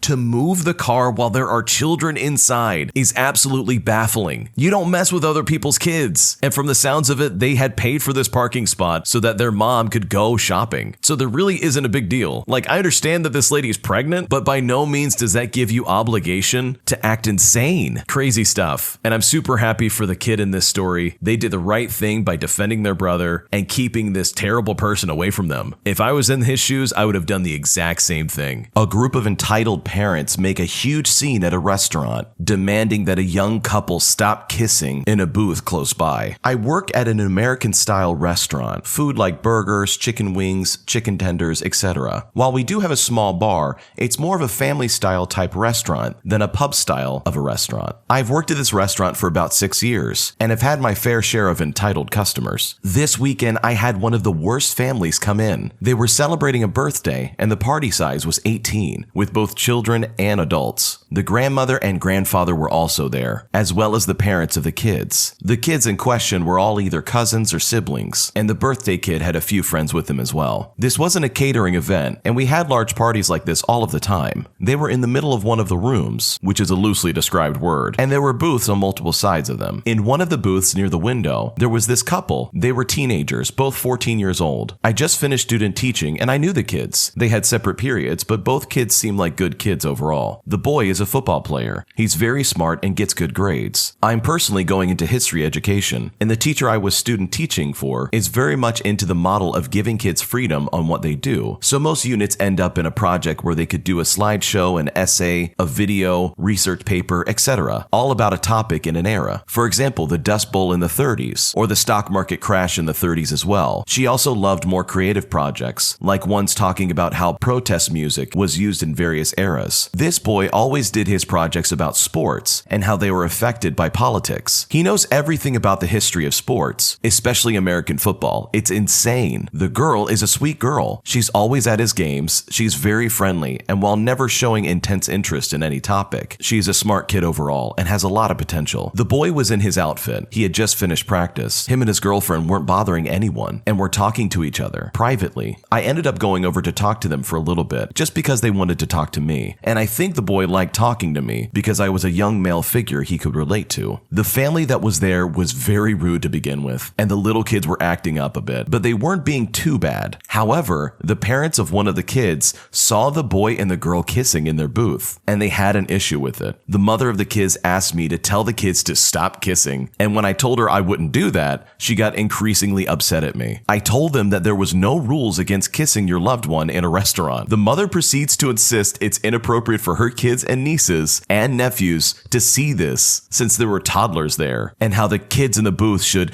keep to themselves. When I again told her there was nothing I could do, she went over to the kids and tried to get them to stop. I was also getting dirty looks from all the other adults at the party as well. This woman storms up to them and tells them to stop kissing because there are kids around. They politely ask her to go away and she refuses. She then notices the boy had painted nails and went on about how disgusting it was. And at this point, the boy looked like he was going to punch her in the face. So we had multiple staff members come over to try to de-escalate the situation. We told her we would get the owner, and the other parents in the party started complaining about how we were being ridiculous and how they should sue the restaurant for indecent exposure. The owner comes over and tries to get her to calm down, but she is still going on with her "think of the children" rant. She had to be brought into a separate part of the restaurant to be talked to. We waited until the kids were done eating to bring her back. After they left, we banned the parents from the restaurant for the foreseeable future. Finally, a story like this has a good ending. These parents got exactly what they deserved. There's nothing wrong with a couple kissing in a restaurant. From the sounds of it, it wasn't like they were doing anything gross or anything inappropriate. It seemed like an innocent kiss between two teenagers who loved each other. Like, there's nothing wrong with that. I mean, does this lady not kiss her husband or her spouse in any way in front of their kids? Like, it's okay to show affection, in my opinion, as long as it's not getting weird. And these kids were definitely not getting weird. My boyfriend repeatedly accuses me of cheating, even though I never did. I had been suspecting for a couple of months that my boyfriend, who's now my ex, of 3 years was cheating on me after he had been acting secretive with me. After lots of denial, he finally admitted to me that he had been sleeping with multiple women behind my back and had even been going on dates with them for the past couple of months. Of course, I was extremely devastated and we spoke about it. He said he'd been struggling with PTSD since he was incarcerated and said he felt alone in our relationship. I decided I would stay friends with him because I love him and that maybe with time we could try to work through it. Just when I thought things could get better, out of nowhere, he starts to habitually accuse me of having had my own affair with another man, which is not true. At first, he would bring it up on occasion in like a joking manner, but soon it became full-blown accusations. Mind you, he has no proof of this. He just keeps saying that he knows what I did, whatever that means. We have gone from trying to repair our relationship to him refusing to try to recommit to me and fix things because I won't admit that I cheated. At this point, I am in a lot of pain and just want what is best for me. I love him a lot and desperately want to fix things, but I can't convince him that I was faithful no matter what I did. I've let him look through my phone, I've shared my location when I'm away from him, nothing convinces him. I've told him that I can't be in his life if we can't work our relationship out, so if he can't trust me, we need to go no contact. At first, he agreed and even told me it was my choice to throw everything away, insinuating that he only cheated after I did, which is obviously a lie. Now for the past week, I've been trying to go no contact, but he is often trying to call and reach out to me. When I answer, he asks to go out to a movie with me or dinner and tells me how much he loves me and misses me, often reminiscing over our relationship and moments we've had together. It's hard because I miss him so bad and want to be with him, but I know he's seeing another woman. I just don't understand why he's doing this to me. If he really wanted to fix things, why would he make up this lie and try to gaslight me into believing it? Sometimes I feel like he doesn't even want me and that he's just doing this to emotionally torture me. What should I do? Sounds like she needs to let this guy go. He is clearly emotionally immature and is trying to push the guilt of him cheating on her onto her. She was faithful. She didn't do anything, but he definitely did. This is classic blame shifting. At this point, her best bet is just to block the guy and not contact him anymore. He clearly does not have her best interest in mind, and she can do a lot better. An entitled neighbor throws a party and then demands that her guests are able to use our bathroom in our own apartment. This just happened last night. Our neighbor had been quiet for a while, and my significant other and I thought maybe she had finally realized she couldn't control the whole building. One of her cars was parked in her spot, and the other was parked on the street behind my significant other's car. So we thought all was good. That is until yesterday. We are the bottom unit of an apartment, and we have a side door that opens out onto the shared lawn that everybody shares. I think the only time I use that door is to air out the place, or as a shortcut to hang out washing that I need drying out. So anyways, yesterday we were going out and about our day when we saw our entitled neighbor and a few other people setting up chairs and tables in the yard. No big deal since it's a shared space. A few minutes later, there's a knock at the door, and lo and behold, it's her. My significant other opened the door and did the usual greetings to anybody who would knock on our door. She told us she has a party and that we need to move our wooden planters off our patio because she needed our space for the barbecue, and that was absolutely not going to happen. Firstly, the patio is our space, not shared space, and secondly, they sit right next to the glass door, so I don't want some random person looking into my living room all night while they are cooking. My significant other reminded her that she doesn't own the building and that we wouldn't be moving our stuff just for her. After we said that, one of her friends went up to her and asked her what she was doing, stating that they already set up a barbecue in the yard. She huffed and puffed and walked off without saying anything to us, and we thought that was it. It was not. A few hours go by, and we ended up closing the curtains for privacy. And to be honest, whoever designed this building really didn't have privacy in mind when they installed giant glass windows that can look into your apartment. We can hear talking, laughing, and cooking, the usual sounds of a backyard party, when there's another knock at the door. I was cooking dinner, so my significant other answered it again. This time, it was one of her friends saying she had to use the bathroom, and that the entitled neighbor mentioned earlier told her to just knock on our door instead of walking upstairs. My significant other politely told her sorry, but she couldn't use ours, and she apologized for knocking and intruding. Not even 2 minutes later, there's a banging on the door, and by now my significant other is incredibly angry. He opened the door, and the entitled neighbor started laying into him about how dare he expect her guests to go all the way up the stairs, and that he needed to apologize to her and keep the door open for her guests. Mind you, this is our own private apartment. Now, my significant other is usually a calm guy, very easy to talk to and rational, but in that moment, he absolutely lost it. He told her to get lost and to stop bothering us, saying that she can't lay claim to everything she sees. Our bathroom wasn't hers to use. Her guests could use her bathroom, and if she knocked on our door again, that he would call the police for harassment. At this point, one of her friends came over and told the entitled neighbor she needed to leave us alone and to stop bugging us before apologizing and telling us to have a good night. We expected the party to be loud and to go on all night after that, but it actually wrapped up pretty early, about 1 o'clock in the morning. This morning when I got up, everything had been cleaned up from the yard, but our planters, the ones she wanted us to move, had been knocked over, conveniently enough. But the joke's on them because we hadn't planted anything in them anyways, and all that was in them was cat litter, so have fun with that. It's amazing to me that the entitled neighbor has any friends at all. Like, who acts like that? It's crazy that she really thought that this couple would just allow random strangers into their home to use their bathroom, and that they would just be okay with that. I mean, that's absolutely insane. Overall, I'm super happy that this couple stood their ground and told that entitled neighbor to get lost. My girlfriend of about 3 years constantly and consistently brings up things that I have done that have hurt her in the past, and I am not sure what to do. For context, my girlfriend and I were first together about 4 years ago for a year, then separated for over another year, and have now been together for over a year again. So one on, one off, now one on again. When we separated, she moved away and then back near me for a few months. The main things that I have done that have hurt her are as follows. This first one happened about 3 years ago. My girlfriend believes my friend, who is a female, consistently disrespected boundaries by treating me like I was her boyfriend, by doing things such as talking too much without involving her in the conversations, hugging me, or treating me differently than other people, and basically believing that this friend was treating me like I was her boyfriend. This female friend was my roommate's girlfriend, and I lived with them for years. So we had a close platonic relationship that never went beyond that. This occurred when we were first together for a year, and I have since moved out of that house. She will still randomly mention things like,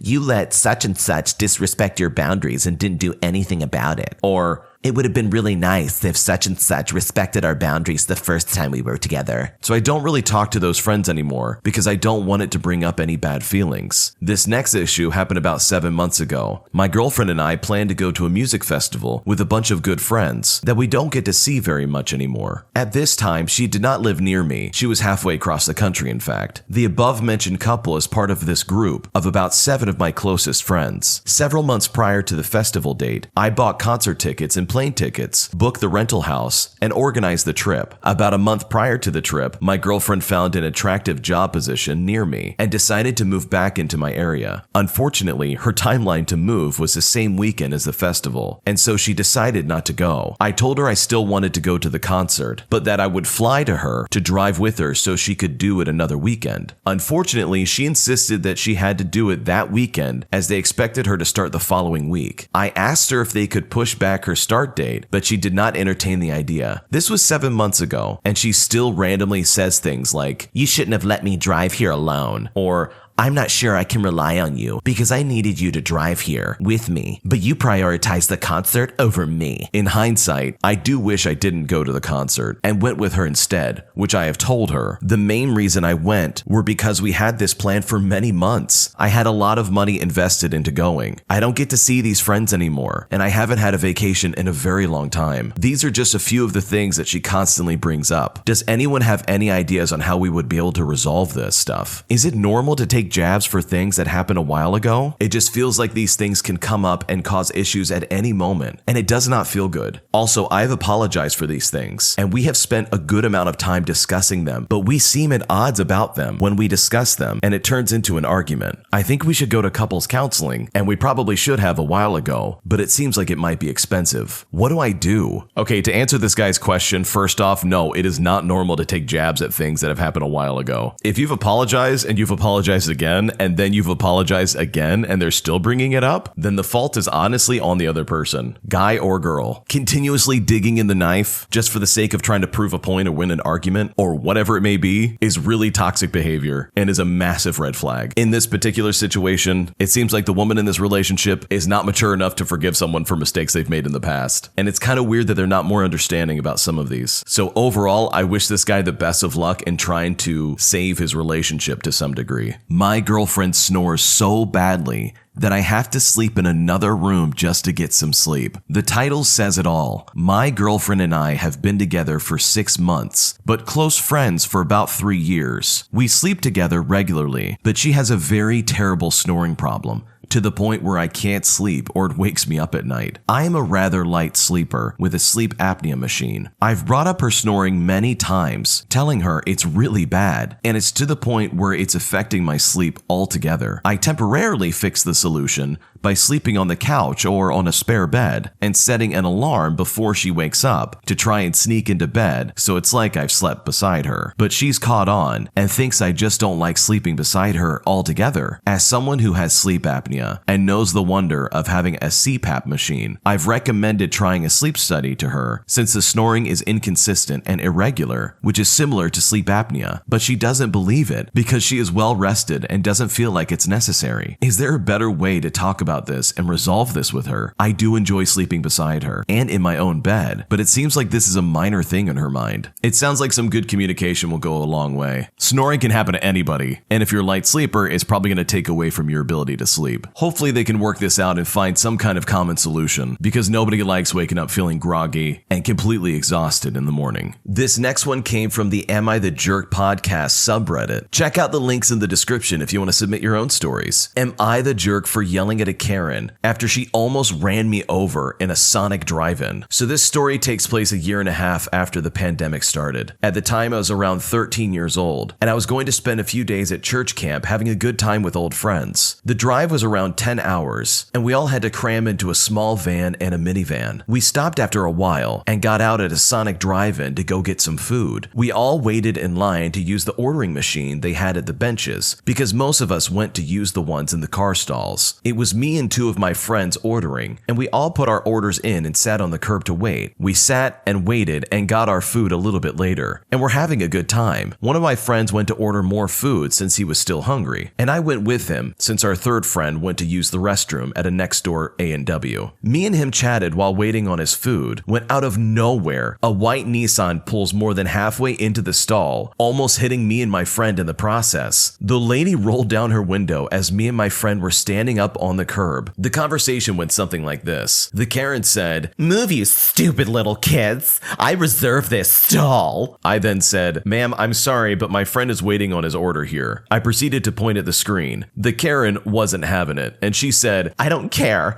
Just move. I reserved this spot on the app and I'm in a hurry." I tried to explain to her that my friend was waiting on his order, but she interrupted me and said, "Shut up and move, you stupid little brats. Just move." I was starting to get upset, but my friend tried to explain to her that he had an order still pending, but she called him a brat and lost it. I have a habit of getting really upset when people hurt my friends in any way because I consider them to be family. At this point, we had made a scene, and I ended up screaming at her face, "Move it. I don't care if you reserved this spot, you almost hit me and my friend. You have no right to tell us to move." I ended up getting the attention of everyone in the stalls, the employees, and my church group, and I didn't feel embarrassed at all. I let her have it and put her in her place. And to be honest, it felt really good. She ended up going to another stall farther down after flipping me and my friend the bird, but I just sat back down with a smirk. Afterwards, the youth pastor talked to me one-on-one and asked what happened. I told him the situation that had just unfolded, and he was really understanding. He did get into me about saying cuss words, but besides that, he let me go without punishment or anything. Some other people in our group asked me what happened, and I told them the story, and my friend even pitched in. Looking back on it, it was pretty funny, but I feel like I could have been more patient and got my pastor to help me out. Was I the jerk? No, you were not the jerk. This lady almost ran you over. Honestly, you reacted much better than I would have. You don't treat kids like that. Like, obviously, there's an easy explanation for this, but the Karen just wasn't having it. So no, you are not the jerk. You didn't do anything wrong. This lady was upping the ante and treating children like garbage. She honestly got what was coming to her. My family has never respected me and intervened in the wedding that I was paying for and backed their friend instead of me. And I've decided that I have had enough and that they are out of my life. I married my wife January of this year. We've been pushing it forward since 2020 due to the pandemic, but I've been thinking about this since 2018 when she was living abroad on a scholarship grant. Of course, we're not on good terms all of the time, but we love each other and support each other as much as possible. Sadly, I can't say the same for my family. I've always been distant with my parents since they always do everything they can to drag me down. Although they paid a lot for my education since I was little, I never felt receiving any kind of support from them. Never received advice, compliments, gestures of appreciation, not even hugs. I've always been the independent son, saving all my money I earned, never received a single penny of allowance, and finding ways to make extra cash. Somehow, slowly, the idea that I was kinda alone in the world got deep into my mind. My older brother, on the other hand, was treated quite differently. He was spoiled by my mother and grew up a very, very entitled human. And I must add that soon he learned how to play around with our parents and use them in the exact way he wanted. I don't blame him for using them. They are horrible people. To finish background, I have to detail my parents too. They are both narcissist, self-centered, and everything else available to highlight how they care only about themselves. My father cares only about money and thinks it can buy happiness for him and everyone around him. He's also an arrogant hothead and will turn aggressive if anyone confronts him or if anything doesn't go his way. My mother is manipulative and evil and will do anything by any means necessary to get people to do what she wants. She also has my brother as her favorite. I could say I was my father's favorite, but since I started to get bad grades on some subjects, it changed completely. As you've already noticed, I'm not comfortable near my relatives. So in January this year, I've decided to finally marry my wife and get moved into my own place. I felt I couldn't be happier than that. Prior to that, we decided to throw a celebrating party only a few months after. Since pandemic was striking hard here, we opted for a small wedding, only with the closest people. The party is going to happen this month. Since we started doing the guest list,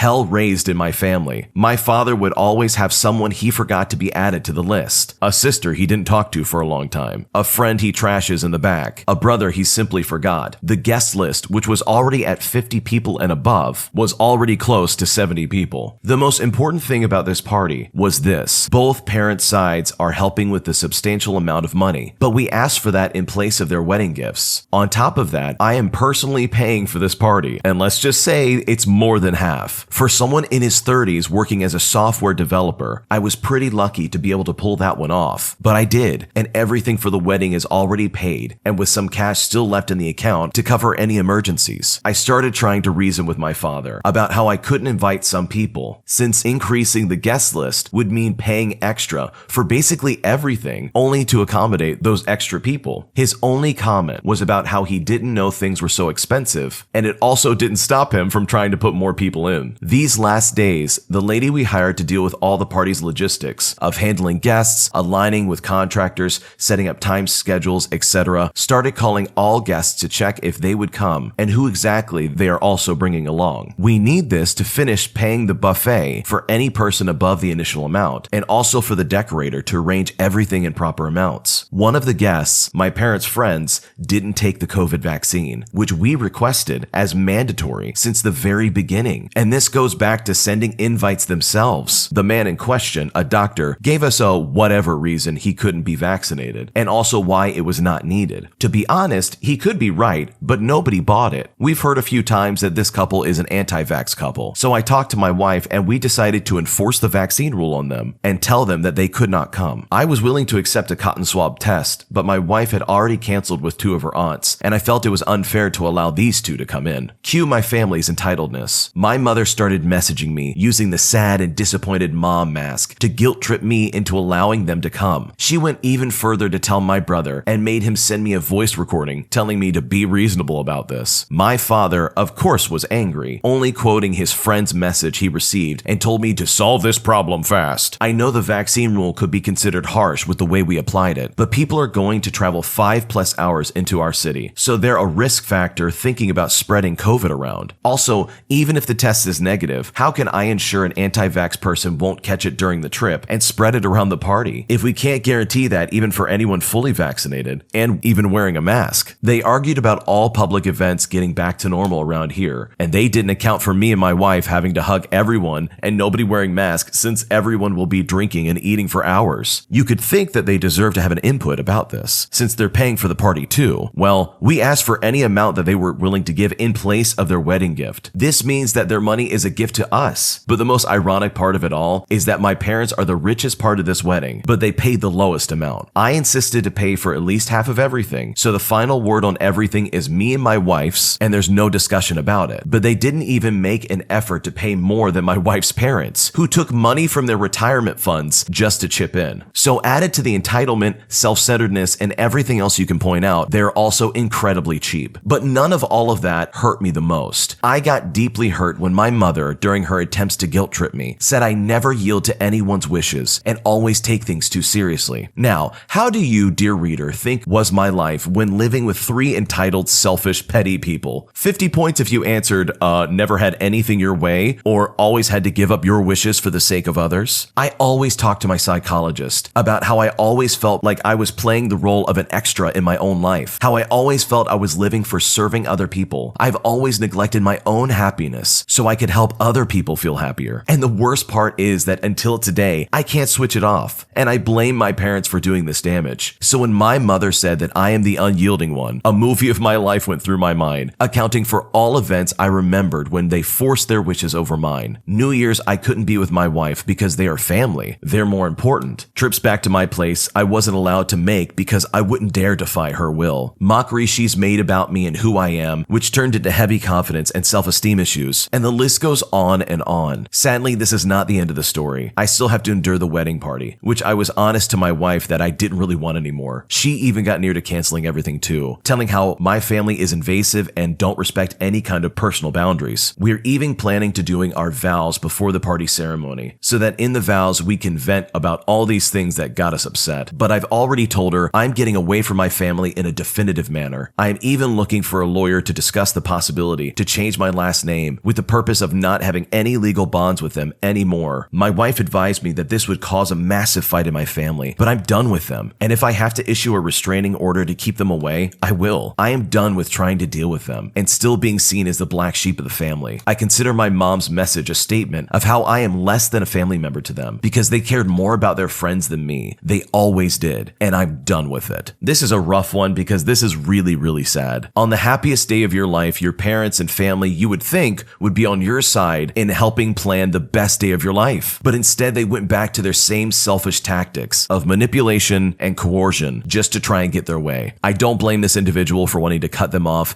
and I really hope if they do that they find peace in their life. An entitled Karen loses her mind after I tell her she needs to wear a mask in order to come into our store. I used to work as a cashier at a bread bakery during my last 2 years of high school, so I started right around when COVID hit the planet. Over time, medical masks became mandatory in Germany, so simple fabric ones wouldn't do it in public stores. As always, there are many people reluctant or simply too dense to know how to wear a mask correctly. You cover your mouth and your nose. Every time a customer came in with no mask or wearing one under their nose, we'd kindly remind them to put one on. There were always mixed reactions, ranging from, "Oh, sorry, my bad," to eye-rolling and exacerbated sighs. Actual rude comments were pretty sparse, luckily. Well, this particular encounter seemed to have made up for the lack of snide remarks before. The rush hour in the afternoon has just started to settle down again as this lady struts into the room, wallet in one hand, water bottle in the other. Not only was she wearing the mask under her nose, but it was also a cloth and not a medical one. She already gave me a weird vibe since the store was empty except for her, me, and my coworkers, most of them being on a break in the back room. I let the cloth mask slide and just opted for reminding her to please put the mask over her nose. That seemed to have been the wrong thing to say to the Karen as she essentially exploded on me. She said, "No, I will not.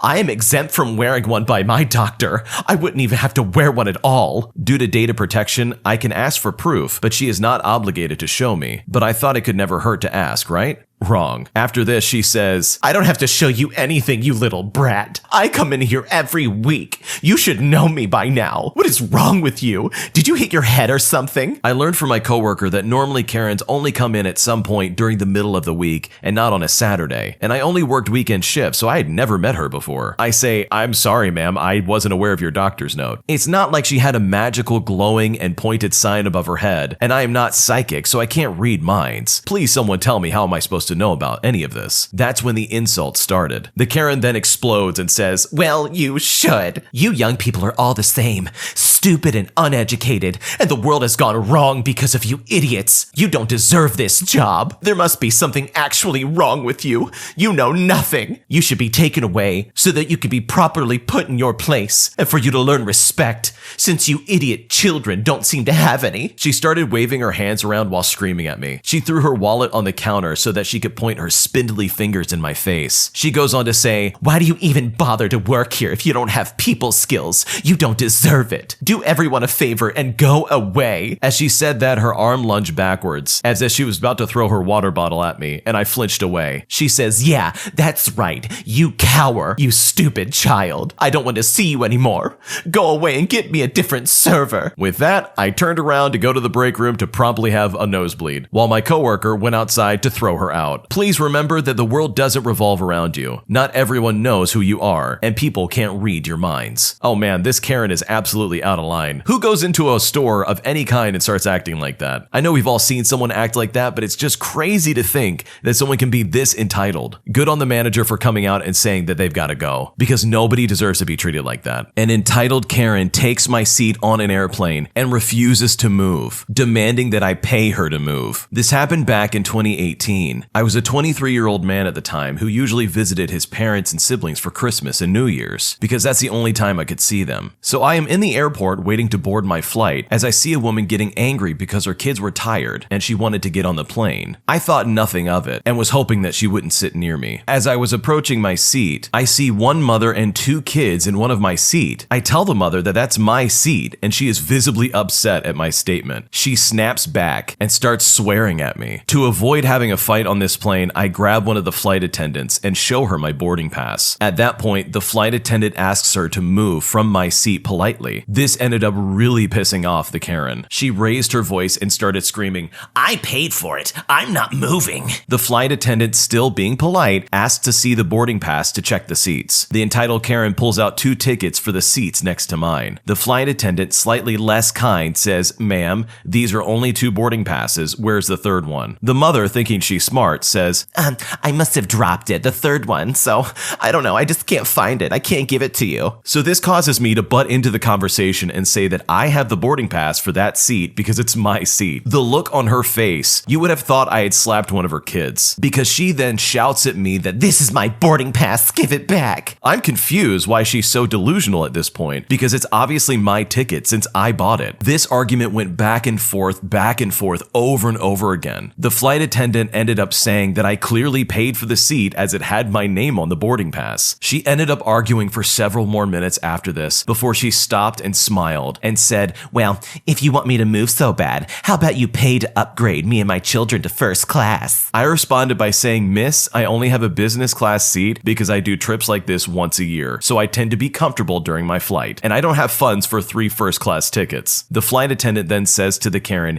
either you or one of your children will have to move, or else we will have to remove you from the flight. Then, without holding back, she screeches that I am somehow a danger to her and that I'm gonna hurt her children if I sit next to her. Me and the flight attendant are physically taken back after hearing this. After that, I stopped trying to be nice, and I started shouting at her that she needs to get out of my seat and never make those claims against me ever again. The flight attendant tries to calm me down and calls for security. In the end, the Karen and her kid were escorted off the flight, and I got the entire row to myself. Flying on a plane is already cramped enough, and the last thing you need is somebody trying to take your seat, especially if it's a business class seat where there's just a little bit more wiggle room. I mean, how insensitive can people be? I'm glad that guy got his seat back, and I'm especially glad that that lady and her kids got kicked off the flight. An entitled mother yells at my friend because she couldn't win an escape room. I used to work at an escape room, and on Thursday evening, just after Christmas holiday, I had a late shift with 2 colleagues, Jess and Darling. Jess is a 17-year-old girl, Darling is a 16-year-old male, and rather small and thin for his age. We've known each other before we started working together, and I've even helped them get the job. Part of my job is to know how to handle customers, particularly difficult ones. Despite this though, me and my colleagues weren't exactly confrontational. Darling struggled with social anxiety and depression, and I am non-confrontational and struggle with mild autism, and Jess was very, very shy. We weren't exactly the most threatening people, but opposite to Darling, I am quite large and burly. I'm in no way a bodybuilder, quite the opposite in fact, and many adults tower over me. But if I suck in my gut properly, I can come off as quite muscular. Anyway, we were working together and it was quite an easy night. I had problems with my leg from a surgery I had years ago, so I stayed in the control room most of the evening, occasionally guiding a few people into the bigger rooms. This group comes in quite late in the evening, and she has booked one of our more thrilling rooms. It has creepy background noises, takes place in a prison, and most of the room is dark. In fact, one of the portions is completely pitch black. Usually this would be fine if it wasn't for the fact that she had 2 kids ages 8 and 13. Now, this wasn't my first run-in with this lady, so I had an unnerving feeling of what I was getting into. Seeing this lady and her kids in the hallway, I asked, to be sure, which room they booked, and she said in a snarky tone,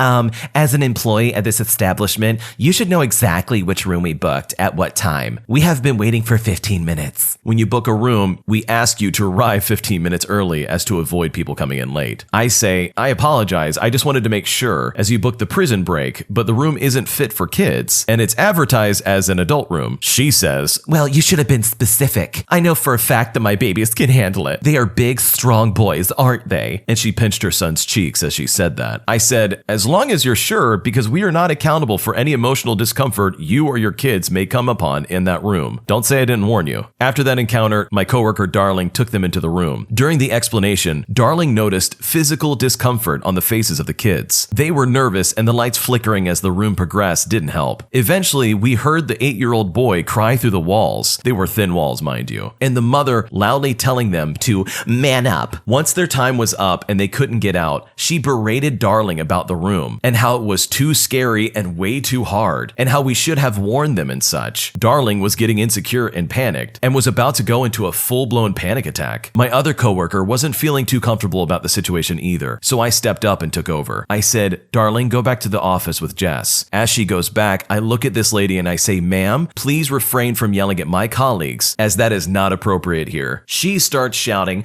well, you should have warned warned us that it was going to be scary and impossible. I responded, ma'am, if you cannot have a mature conversation about this, and in fact will continue to scream, I must ask you to leave the premises at once. She ends up saying, don't you dare say that. I want to speak to someone in charge. I end up saying, listen, our manager isn't in right now, so as far as I'm concerned, I'm in charge. Now, I'm going to ask you one more time to calm down and refrain from screaming at me. This ticked her off even more. She was absolutely enraged. She proceeds to slap me in the face and say, you young man, do not get to talk to me like that. Now I want to speak to the manager because you're going to lose your job. I stop her and say, listen, lady, you do not have to physically assault me because you couldn't finish a room. I warned you from the start that this was a scary room. Now I must once more ask you to leave before I call someone to make you leave by force. She looked like she wanted to slap me again, but didn't. She eventually backed down and left in a huff, spouting about how my boss was going to hear about this. I didn't know who I was messing with, and I was going to lose my job, allegedly. Joke's on her, I worked there for almost a year after that whole situation. This entire situation is absolutely craziness. This lady slaps this guy over an escape room that she couldn't get through, let alone bring her kids through at that. How this kind of person hasn't been banned already and prevented from coming into this establishment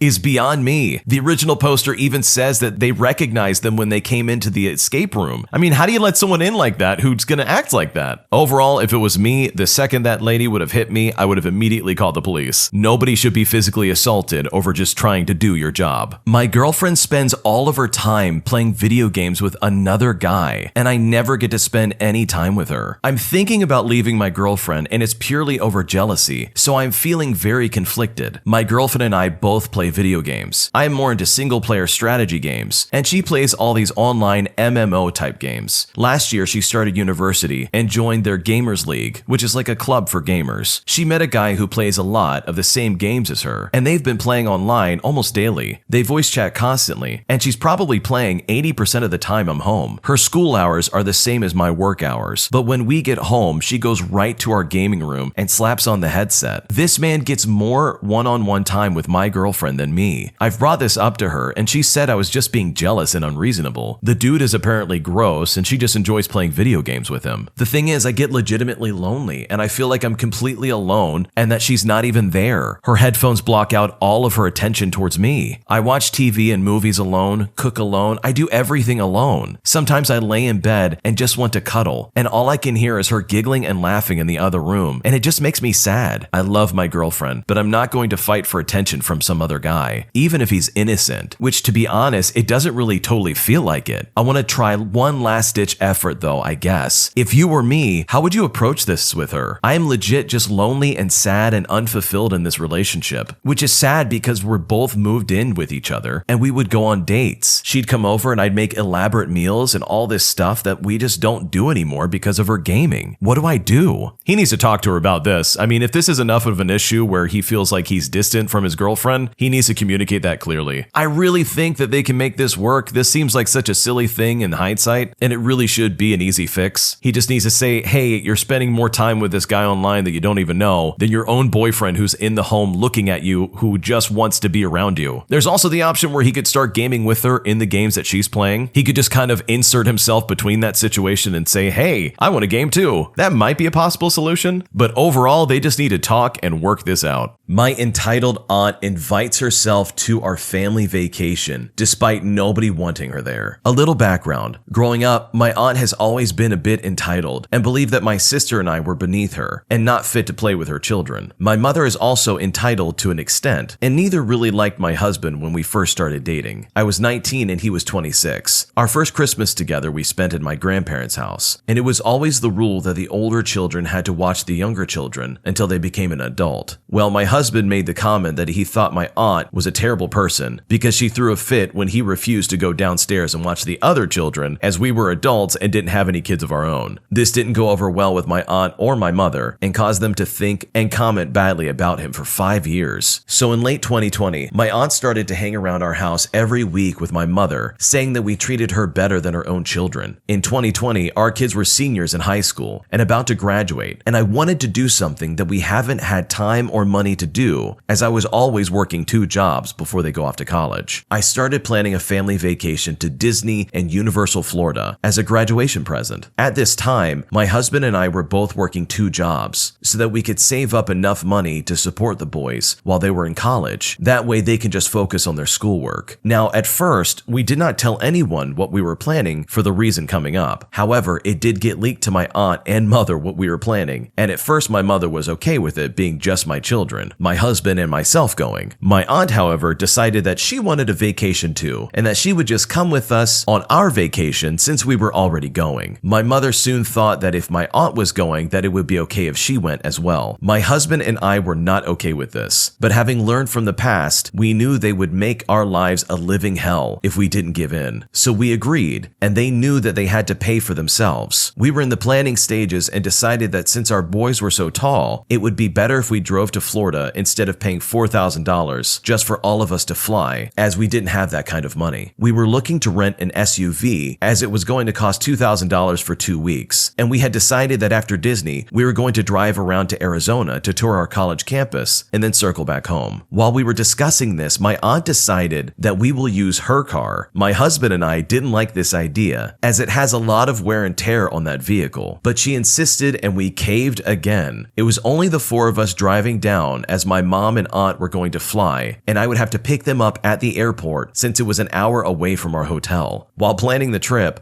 I asked everyone if there was anything specific they wanted to do so I could plan for it, as we had to make park reservations for each day of our stay since it was during COVID. I decided on which park we were going to based on everybody's wishes. All through this planning, my aunt says she is fine with everything and thanks me for taking all of this on. The trip starts and we drive down, and I drop the kids and my husband off at Disney Springs while I go get my mom and aunt from the airport. First, their plane was an hour late and no one told me. They knew their flight was delayed before they boarded, and they could have texted me, but they didn't. After I pick them up, we head to the hotel to check in and drop them off at their room. I go and pick up my family so we can get them settled in the hotels as well. My mom has mobility issues, so she rented a scooter for the week, and my aunt said that if she had any problems walking the parks, she could rent on there. I do want to note that I have had a bad back and usually cannot walk or stand for long periods of time, but I was working on my stamina for this trip so that I wouldn't need a scooter as well, since the car was not big enough to hold all of us plus 2 or 3 scooters. Also, they decided that we would drive to the parks instead of using Disney transportation since it was faster and easier for them. So the next day we had planned to go to Universal for the day, and as we were staying on Disney property, we had to drive. Keep in mind that there were now 6 of us plus a scooter in this car. The first hiccup happened when we were looking for the Diagon Alley entrance so we could get our wands for the boys to use around the park. None of us had been to Universal except for my aunt, so we were a little lost, and I was looking on the app trying to figure out where to go. My aunt then starts saying that I don't know what I'm doing and asks, "Do you know where you're going?" I reply that as this is the first time I've ever been here, no,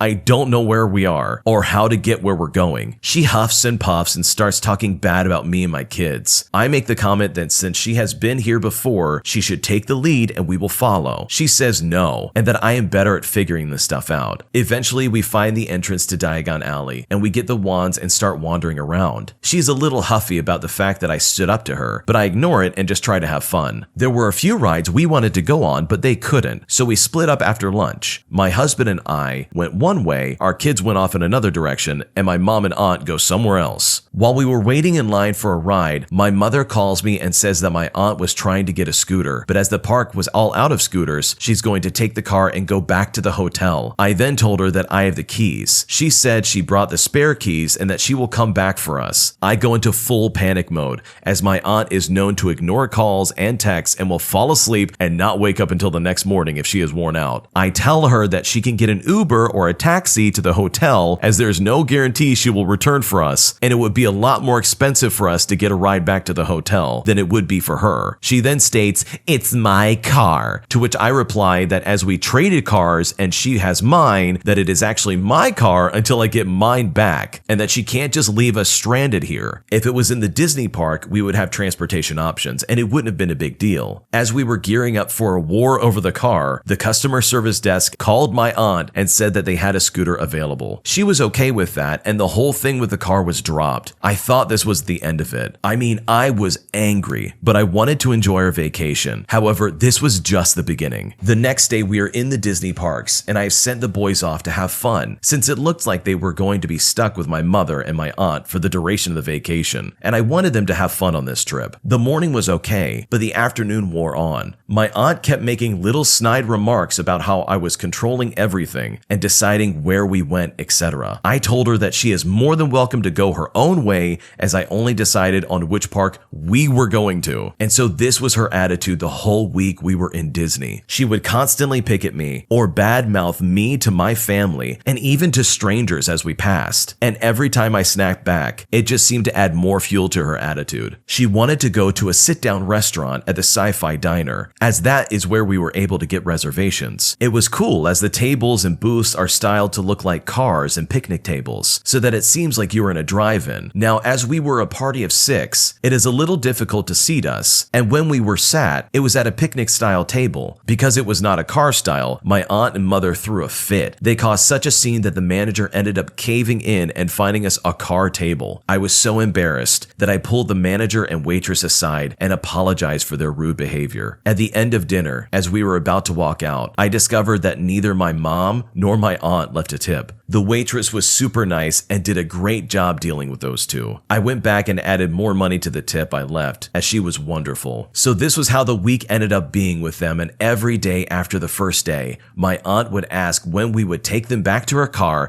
as she didn't want to drive again because it smelled bad. She did know from the very beginning that we would be gone a week longer than them due to our other plans. It is our last day in Disney, and I had made a reservation for a character dinner that my aunt requested. But in these COVID times, everything is socially distant, and the characters no longer come up to your table. They were there, and they did interact with each guest, so they could get pictures and such. I had explained this to both my mom and my aunt, and asked if they were okay with that. They said they were. However, they complained the whole time about how they didn't get to hug Mickey or Pluto. And again, they failed to leave a tip for the server, who was bending over backwards to make sure we had enough of everything. But since they couldn't hug the characters, it was the worst meal they ever had. I was fed up with them at this point, and after we were done eating and paying, and after I had left the biggest tip I had ever given, the boys, my husband, and I leave to go ride a couple of rides before we go back to the hotel. There was one ride that my mom wanted to go on with us, but she didn't communicate that to me, and so we didn't know and went on the ride without her. We met up with them when we got off the ride, and she was livid. We said we were willing to go on again, as there was no line and we liked it, but she said she just wanted to go back to the hotel. The next day, I drove them to the airport in silence and dropped them off. I cannot tell you how relieved I was to see them go. I later found out that my aunt had left my mother in the airport to get to the gate on her own in a wheelchair with her luggage. My aunt had the tickets on her phone, so I don't know how my mother would have been able to board the plane if she hadn't caught up to her, thanks to a traveling mother with kids. After they left, we continued our trip to Arizona. Our vacation lightened up, and my husband and I started having fun. And we thought that would be the end of it until we got home. Again, we were so wrong. Every day, about 2 to 3 times a day, my aunt would text my husband. She would not contact me at all, and ask when we were giving her car back, and he would tell her the same thing we told her from the beginning. When we got to the border of Colorado and Omaha, we did start to get a bit worried that she might report her car stolen, which would have cost me my job. Thankfully, she didn't go that far. After we got home, we detailed the car and filled the gas tank up so that it was much cleaner than it was when she gave it to us, and she wouldn't have anything to complain about. The next morning, we took her car back and picked up mine. When we arrived, my uncle came out to the house and just stood there with his arm crossed and didn't say a word to me. Just stared at me like he thought I was going to try and get past him or do something to my aunt. I knew then that she had been telling everyone in the family how I mistreated her. I don't know what my uncle thought I was going to do, but I guess I didn't do what he expected because he stood there with a surprised look on his face. I just wanted to leave and go home, so all I did was hand her the keys and she hands my husband my keys, and then we get into our car. The minute I get into my car, I was livid. It is trashed and only has a quarter of a tank of gas. I gave it to her clean with a full tank of gas, mind you. That night, my aunt sent a text to my husband thanking him for cleaning the car and had to admit that it was cleaner than it was when she gave it to us. As we were leaving my aunt's house, my husband turned to me and said, "Yeah,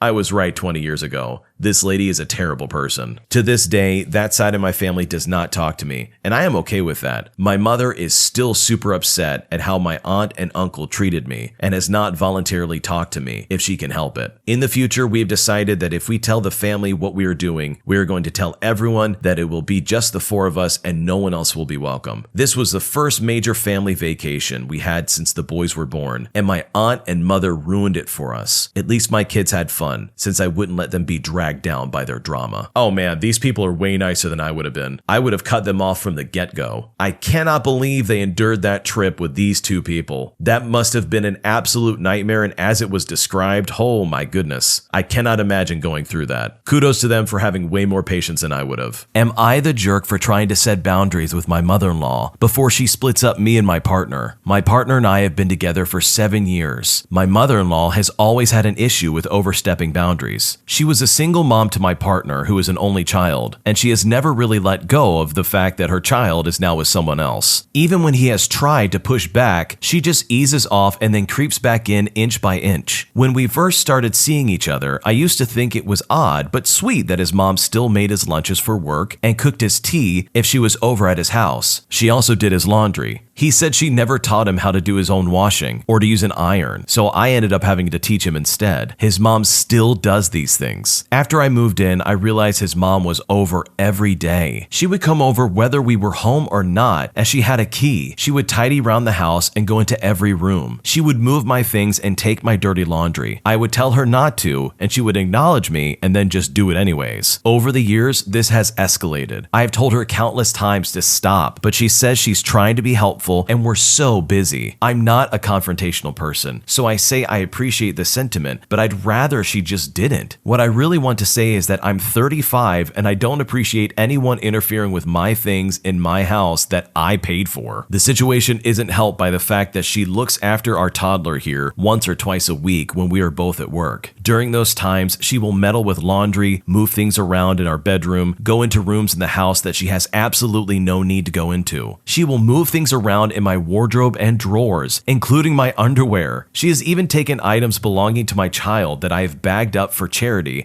and hidden them in the attic, and then reassembled them and brought them back into the house. We have security cameras, and I have caught her coming into our house when we're out and staying for hours, meddling with things until somebody comes home. I have had discussions with her about this and everything else, but she just dismisses them and walks away. So I usually end up texting her asking her to stop doing these things, and she will read but never reply. Recently, we found out we were expecting again following 2 miscarriages. It's early days, so we are keeping things very quiet. My family doesn't know about the miscarriages. I've been keeping my prenatal vitamins and a spare pregnancy test in my underwear drawer under some things, so it won't be seen. This morning, I opened my drawer to find she's been rummaging in it yesterday, as the test and vitamins have been disturbed. I want to scream and cry and tell her to never come back. I feel like I have no privacy in my own home. The pressure is making me ill and causing a huge rift between me and my partner. Unfortunately, I can't tell her to get out and never come back, as she has an incredible bond with my daughter, and my partner would never abandon his mom, as she has nobody else. We also cannot afford wraparound childcare outside of nursery hours without her, so she has to have a key. I've decided I'm going to see her face to face today and try and have that discussion about boundaries and overstepping, and I want it to be the last time we need to have that conversation. I'm personally very afraid of confrontation. How do I deliver a statement which is strong but not inflammatory? Honestly, I think maybe if the daughter was put at the grandmother's house, this might solve some problems. Also, it sounds like you need to change some locks. If your husband is legitimately this weird and doesn't want to keep his mother out of his house, then you need to have a serious conversation with him. This is obviously bothering you, and he needs to step up and do what's right. And the right thing to do would be to support you. There's no reason for you to feel like you can't hide anything in your house. So in my opinion, drop your daughter off at her house and change your locks. And the fact that this has been going on for 7 years is about 6 years and 9 months too long for me personally. I think you just gotta put your foot down for both your husband as well as your mother-in-law and tell them both that this is how it's gonna be. My ex-boyfriend is using photos of me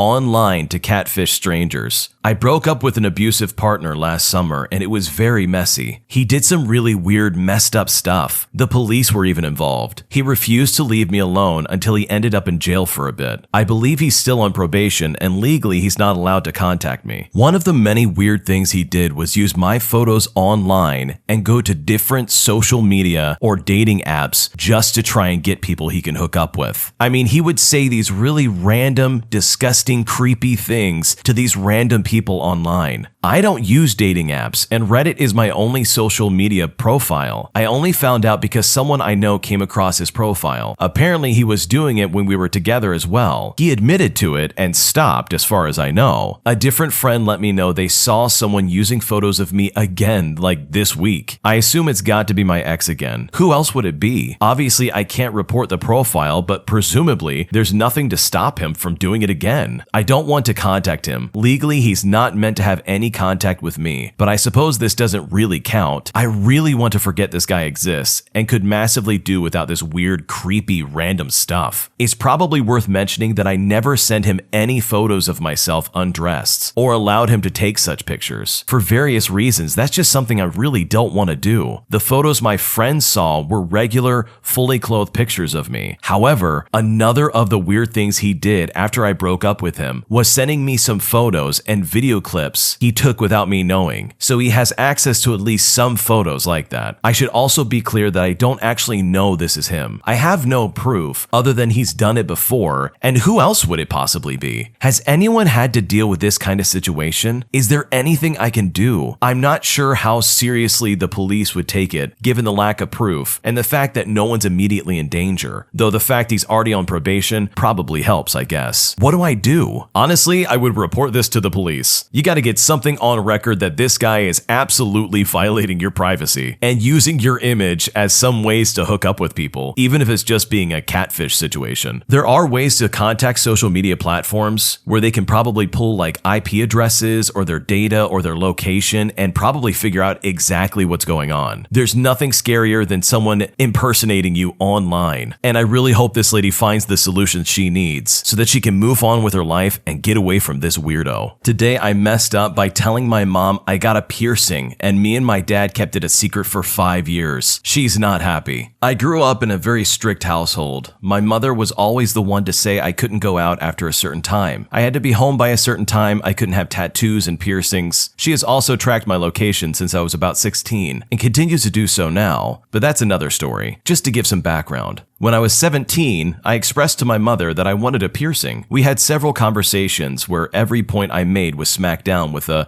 "No, you're not allowed one." This continued until I was 19 and I moved away from home for university. At this point, I decided to get the piercing, but I didn't tell my mother. I knew she would react very badly and I feared confrontation and being shouted at/yelled at. I never argued with her because quite frankly, she did and does scare me. I did, however, tell my dad. He had piercings when he was younger and he was far more laid back about them and tattoos in general. He had no problem with me getting it. Fast forward to today. I've always had trouble opening up to my mother about my issues, but today she actually helped me to talk about something I'm struggling with. We were having a really good bonding session and talking about being rebellious teenagers and how she rebelled but I didn't. And then I decided to tell her about the piercing 5 years later. Surprisingly, at first she was okay with it. I put the piercing in to show her and she didn't like it, but said it's none of her business now that I'm almost 25. Then she asked if my dad knew. This is where I messed up. I was so relieved that she was being so good about it. I said yes without thinking. She blew up. She is furious that my dad didn't tell her and kept it from her all this time. According to her, her ex-husband lied to her when they were together. And she said her and my father didn't keep secrets from each other. She brought up the fact that when I came out to her, she told my father the same night and talked to him about it, saying they talk about everything, and she can't believe he would keep something like this from her. I also told her not to tell my father, which she did anyway, if that's relevant. I've never seen her react like this to anything. So now I'm left absolutely devastated that I've caused this, and that I've potentially caused irreversible damage to their marriage and relationship, all because I was too scared to tell her about my piercing when I was younger. What do I do? First off, this is really not your fault for not telling them. You obviously were afraid afraid of talking to your mom? And second off, this is a crazy overreaction. It'd be different if he was hiding some deep, dark secret that actually affects their marriage. It seems like the mom in this situation is just reaching for anything she can to be offended. Like maybe there's something else going on between her and her husband that's not being told about in this story, but for the mom to be upset that the dad didn't tell her about their daughter getting a piercing is kind of weird to me. I wouldn't feel bad about this. You didn't do anything wrong. You're living your life. And obviously you didn't tell her because you were afraid she was going to freak out. And if anything, that speaks volumes about the mom and not about you. My fiance is doing business with my high school bully, and I don't know what to do about it. My wife, her best friend, and I went to high school together, but I ran in a very different social circle. They played sports and were decently well known and popular. I was really into art and computers. I was really chubby and I had an awkward haircut. We all went to a rather large high school, so it was more that I knew about them rather than knowing them personally. Becca, my wife, and Daria, her best friend, have been best friends since they were really young. They both moved into the same neighborhood in preschool and their parents are very close. In high school, there was this guy named Chris who would regularly bully me. There was a name that Chris and his friends called me based on a thing that happened my sophomore year. It was essentially a trap that Chris and his friends had set up so that I would be embarrassed and they could pretend I had done it to myself. I feel like I'm already doing a bad job hiding my identity, so let's just say that my name was Stinky. I hated it. They called me this all the time and made me the butt of many of their jokes. Chris was very popular and was friends with Becca and Daria in high school. Chris was good looking, wealthy, and he knew it. He walked around like he was untouchable. Insert all of the wealthy, athletic, good looking stereotypes that you want here. They pretty much all rang true with him. I hated him and hated any time that I had to be around him. I know that a lot of people face some really violent bullying, so I don't want to make it sound like I was physically tortured, but I did feel like I was relentlessly harassed. I was very thankful and excited to get out of my hometown and away from those people when I went to college. I don't know if it was growing up or growing into myself, the ability to reset my identity, or just getting away from bullies, but I really found myself in college. I'm still a bit of a nerd and artistic, but I grew into my body. I started making friends and realized that I had something to offer to the world. I rapidly became a lot more confident and comfortable socially. Becca and I ended up going to the same college a few hours away, but she didn't have a car. I offered her a ride home for Thanksgiving break, and it became a habit of riding together for breaks and chatting about life and school. We started to become friends, and our friend groups started to combine. In sophomore year, our talks became deeper and more personal. I realized I was into her on the way home for Christmas and asked her on a date over break. We've now been together almost 7 years, engaged for the last year. We have a strong relationship. We communicate well, go on regular dates and trips, and have supported each other through numerous ups and downs. We have had our fights over the years and even did some counseling together for about a year. We've found those times to be challenging, but helpful in the long run. I love this woman and am excited to get married and spend our lives together. Becca and her best friend Daria reconnected after college and now own a business together that plans events and helps connect people and businesses to local food, drinks, and experiences. Their business really took off in the year before COVID, and they've been slowly but steadily growing back as things have been opening up. They have started to enter into a number of exclusive contracts with event spaces and restaurants. In a market where things can turn ugly quickly, these deals are super important to them, as they provide a lot of security for their company. Becca came home about 2 months ago, really excited about a new brewery exploring an exclusive deal. About a week later, the brewery signed and there was a dinner to celebrate. Becca asked if I wanted to come and meet the team from the brewery. She told me that I might have met the owner before, but I guess I didn't think to ask who it was because I didn't know who it was going into the dinner. If you're still with me, you can probably guess who the brewery owner is. I was sitting at the table with Becca, waiting for the rest of the group to arrive, when Chris came through the door, walked up to the table, greeted Becca, and then turned to me and said,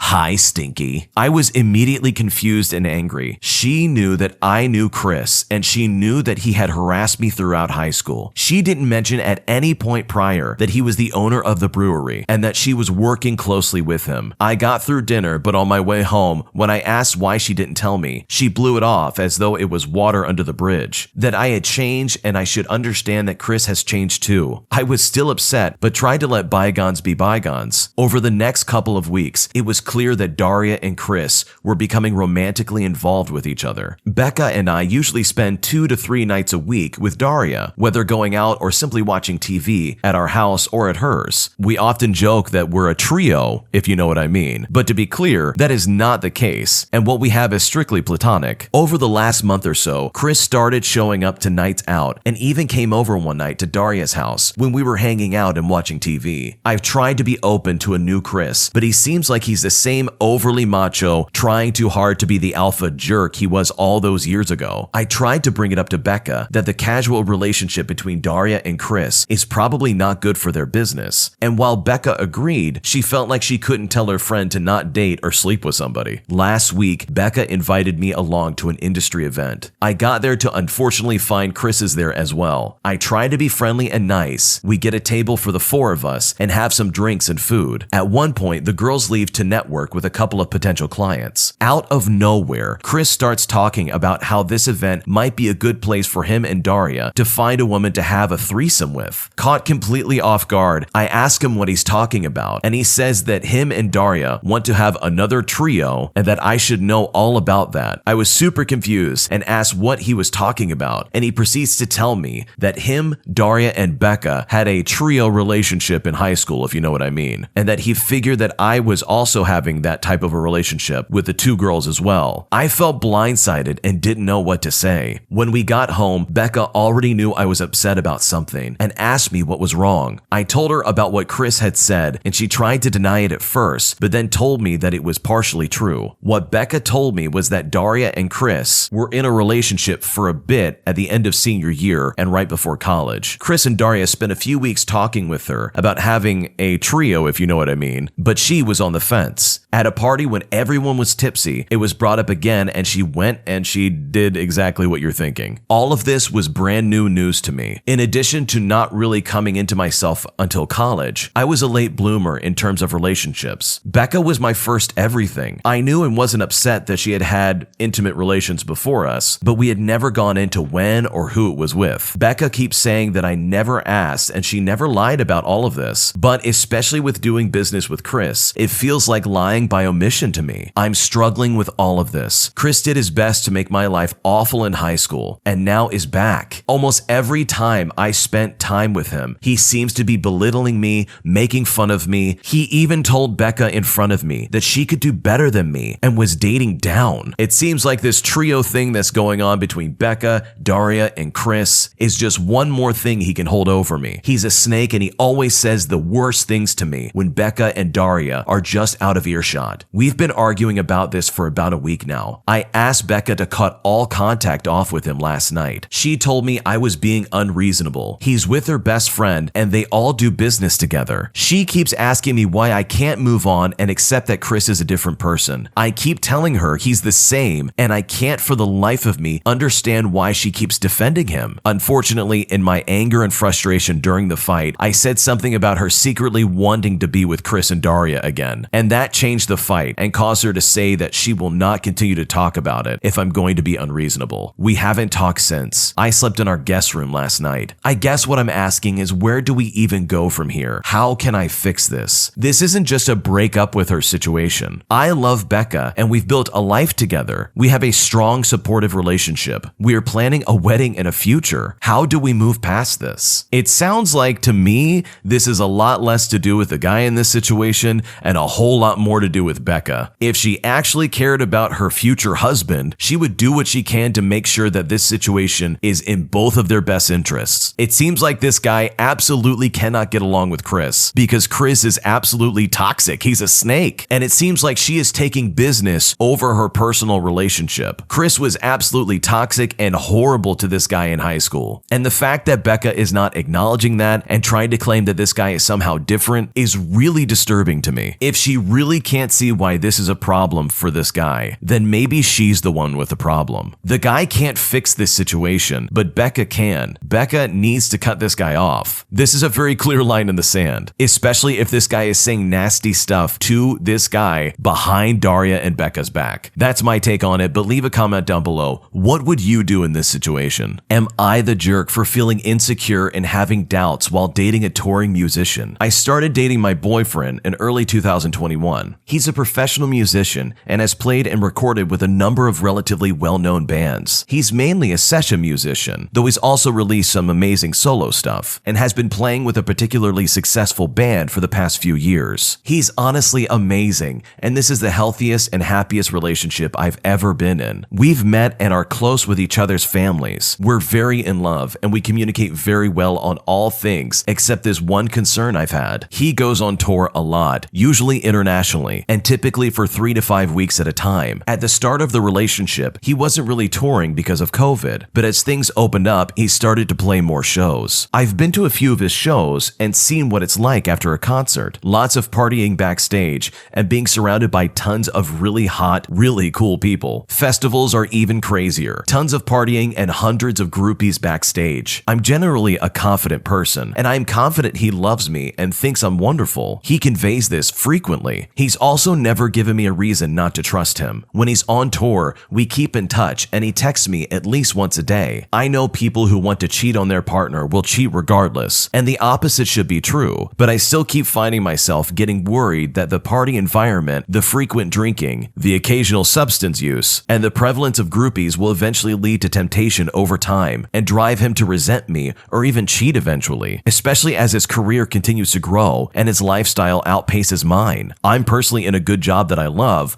but I'll never make that kind of money. He also works closely with so many creative musicians, and a part of me worries he'll eventually decide he wants to be with someone who understands him on that level as well. I'm not a creative person, and I can't share that part with him. He's given me no reason at all to doubt him, and so far this relationship has been absolutely perfect. He's so caring and thoughtful, and I can't imagine anyone better to be with. I love that he's a musician, and it's amazing to see him flourish creatively. I wouldn't want him to have any other job because this is such a big part of who he is. But a part of me has been growing anxious over all of the above that I've just explained. I also want kids in the future, and I'm not getting any younger, so I worry about putting years into a relationship only to fall flat on my face in a few years' time and have to start all over. I know one glaring question staring me in the face is the fact that, well, why have I not spoken with him about any of this? And the answer is I don't want to dump my insecurities on him or make him feel as though I'm anything but supportive of his work and his touring. I know these sorts of insecurities can erode a relationship, and I also don't want him calling on tour because he feels like he has to or because he's worried about my insecurities. I don't want to put that kind of pressure on him or taint the relationship with these concerns. How can I make this relationship work? Am I crazy to think things could work out in the long term? Are my fears unreasonable? What do I do? I personally think it's fantastic that these two are still in a relationship together. To be in the music industry means to be on the road constantly, and it sounds like this guy is in the thick of it. I think it's absolutely okay to talk about your feelings and talk about your concerns. It very well could be a thing that brings you both closer together. I think it's fair to bring up this kind of stuff as a potential problem, but at the end of the day, I think you're really just gonna have to put a lot of trust into this boyfriend. He's obviously been loyal and faithful to you, and he's not done anything to make it seem like he's not gonna be that coming home. And although the unknown is scary, I think with proper communication, they can both walk this together and still come out the other side as a loving couple. I ended up having to babysit a 4-year-old I never met on a 5.5-hour long flight, all because her parents were neglectful. This happened about 10 years ago. Back then, I had to travel for work every so often. The travel was always last minute, which meant I typically ended up in a middle seat. This particular flight was from Miami, Florida to Seattle, Washington. It's a long flight at about 5.5 hours, but I was used to traveling a lot, so I always had things to keep me occupied. When I boarded the plane, I was seated towards the very back. In the window seat was an older woman. No one was in the aisle seat or in the other seats across the row. I got settled in and waited to see who would sit next to me on the aisle seat. After most of the plane was full, a family of 4 made their way down the aisle and set up next to me. It was a mom, a dad, a 4-year-old girl, and a boy, probably around 2 or 3. To my surprise, the parent and the boy sat the seats across and let the 4-year-old sit next to me. This seemed like an odd arrangement to me, as my parents always box boxed us in so we wouldn't bother other people, but I wasn't worried because the parents were 2 feet away. The plane eventually taxied and we took off. The young girl was very polite. We talked a little bit about how old she was and if she had ever flown before. It was around this time that I asked her what she was going to do on the flight, since it was a long one. She just shrugged and said, "I don't know." I then looked over to her parents, hoping they would pull out a book or something. Sadly, both parents and the little boy were fast asleep. As this was a business trip, I had planned to catch up on some work during the flight. We didn't have Wi-Fi on planes much back then, but I had things to write up and I had an offline copy of some emails I wanted to dig through. However, the little girl kept talking and asking if I had anything to do. Now, at this point, I could have put on some headphones and just ignored the little kid for the remainder of the flight. I know others would do the same. Actually, when the woman next to me heard the little girl had nothing to do, she wished me good luck and opened a book, proceeding to ignore me for the rest of the flight, which honestly I do not blame her for. I know others would have ignored the kid too, but it wasn't her fault her parents didn't bother to have anything for her to do. I felt bad, so I started coming up with little things to keep her busy. I asked a flight attendant for a pen, explaining how the kid had nothing to do for the flight. They were kind enough to bring me a few pens. I then grabbed the airsick bags and showed the little girl how they could be puppets. I then asked her to create some characters out of these puppets so we could use them. That occupied her for a little bit. We then played with the puppets for a little bit. We looked through the onboard magazine together and talked some. Around this time, the movie was about to be shown. Back then, we didn't have screens in the back of every seat. It was just one movie on one of those tiny TVs that hung over the overhead bins, and you use your headphones to listen. You could also buy headphones for about $1. I didn't care what the movie was, but I paid $1 for the headphones and told the kid to enjoy. I'm pretty sure the movie was PG-13, but I didn't care. She watched the movie and I was able to get some work done. Around 3.5 hours into the flight, they served a meal to everyone. This is when the parents finally woke up. Meanwhile, the TV that had shown the movie was now showing some TV shows, and the kid kept watching. Eventually, we landed safe and sound in Seattle. Since we were in the back of the plane, we had to wait while everyone got off the plane. The people seated in front of me turned around and said to me, "Your daughter was so well behaved on the flight. You raised her right." I smiled and said, "She was really well behaved, but she isn't my daughter. I've never met her before this flight. Her parents were over there." The people gave me a funny look and said, "But we heard you were doing games with her." "I know," I said. "She didn't have anything to do." I kind of shrugged, indicating I knew how odd the situation was. Eventually, we were able to leave. The parents never thanked me. Instead, they simply asked the little girl if they had a good flight, and then they left. This is really odd to me because I can't imagine this happening 10 years ago. I've been on flights before and I can never imagine any parent willingly allowing their child to sit with an adult they've never met before, let alone let that adult play games with them. It sounds like to me that these parents that just fell asleep were not good parents and were in fact very neglectful. Good on the original poster for deciding to take the lead and entertain this child for 5.5 hours. But overall, this is a really unfair situation and things certainly could have gone bad. Today I messed up by ruining my sister's marriage over a prank. So this happened last night, but it's been less than 24 hours, so I think it still counts. Either way, I played a prank on my sister who was a new mom. My niece is 2 months old and I came by to help out around the house some. I ended up hanging out all day and long after her husband came home from work. The baby was sleeping in a back room, so my sister asked me to check on her. After confirming that my niece was deeply asleep, I saw a nearby baby doll and got a wicked idea. I wrapped it up in blankets and took it back with me, rocking it the whole way. When I got back, my brother-in-law was walking around the room in my direction. My sister was sitting on the couch. We locked eyes and I said,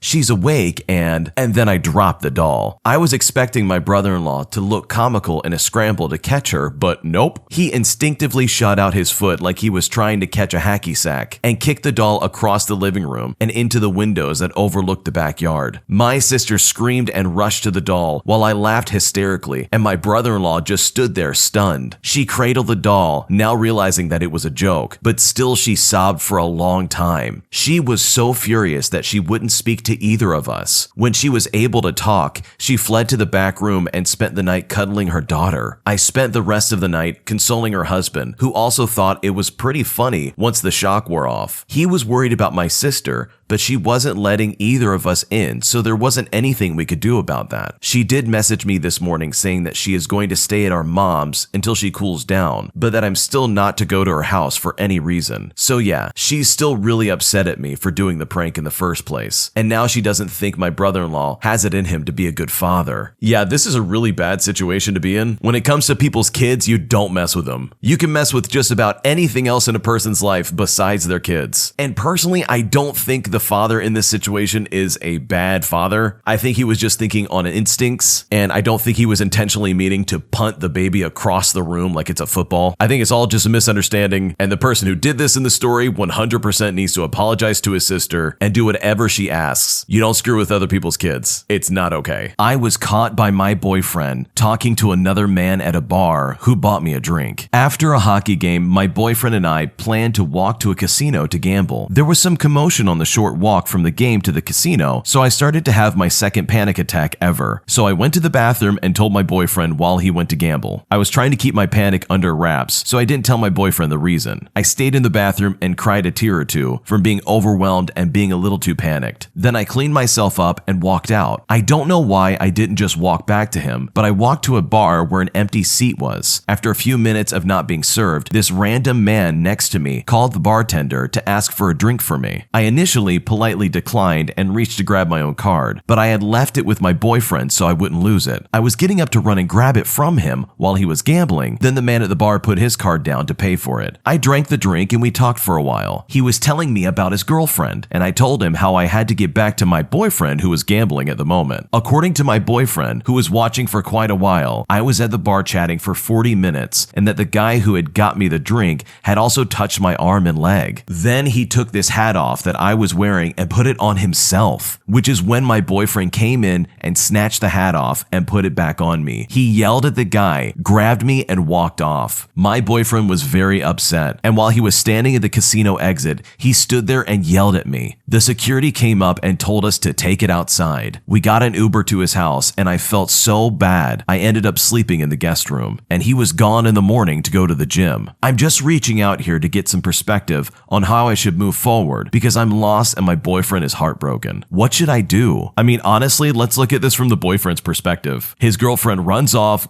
goes to the bathroom supposedly, and then he ends up finding her sitting at a bar talking to another man for an extended period of time. And this other man is starting to get a little too touchy-feely with her, and she doesn't do anything about it. From his perspective, it probably looks like some pretty obvious flirting was happening, which is just not fair. He was expecting to have a fun night out with his girlfriend, to go gambling or whatever it is. It literally could have been anything, but the principle is still the same. You were flirting with another guy at a bar, and you didn't do anything to make it clear that no, I do not want to be around you. So yeah, he has every right to be upset, and you need to try and do everything you can to try and repair this relationship if you want it to work. A crazy Karen gets her kids banned from a daycare. This happened about 10 years ago. I worked at a grocery store childcare center, and we would do all kinds of fun things with the kids. Movie parties, pizza parties. We would play video games with them, make crafts, story time. It was an absolute blast to work there, and I just adored all of the kids as we'd get to know them, as well as the parents shopping there weekly. Overall, it was a great experience. That is, except for one mom. Let's just call her Karen. We created this entire environment of fun for the kids, from the time they walked up to get signed in until they left. It was winter, and we had built a fireplace for the kids to hang their stockings on that was on the outside window, so parents could see what they made while in the play place, along with a banner that announced a movie night that was hanging across the front of the sign-in area, so the kids would walk under it as their parents signed them in. It was high enough up for adults to walk under, but not super high up. Two of our regulars came in, two girls that were 4 and 6 years old, and as Karen was signing them in, she got a phone call, so she pretty much ignored her girls from there. Both of them were jumping up trying to tap the banner, but one of them accidentally pulled it, and it tore a little bit. I said very nicely, as I knew these kids and knew that they were not jerks, "Hi girls, can you do me a big favor and not tap the banner? It looks like it might need a little bit of fixing and it might fall down." At that moment, Karen slams her hand down on the sign-in desk to get my attention, while still on the phone, not looking looking at her kids. She says,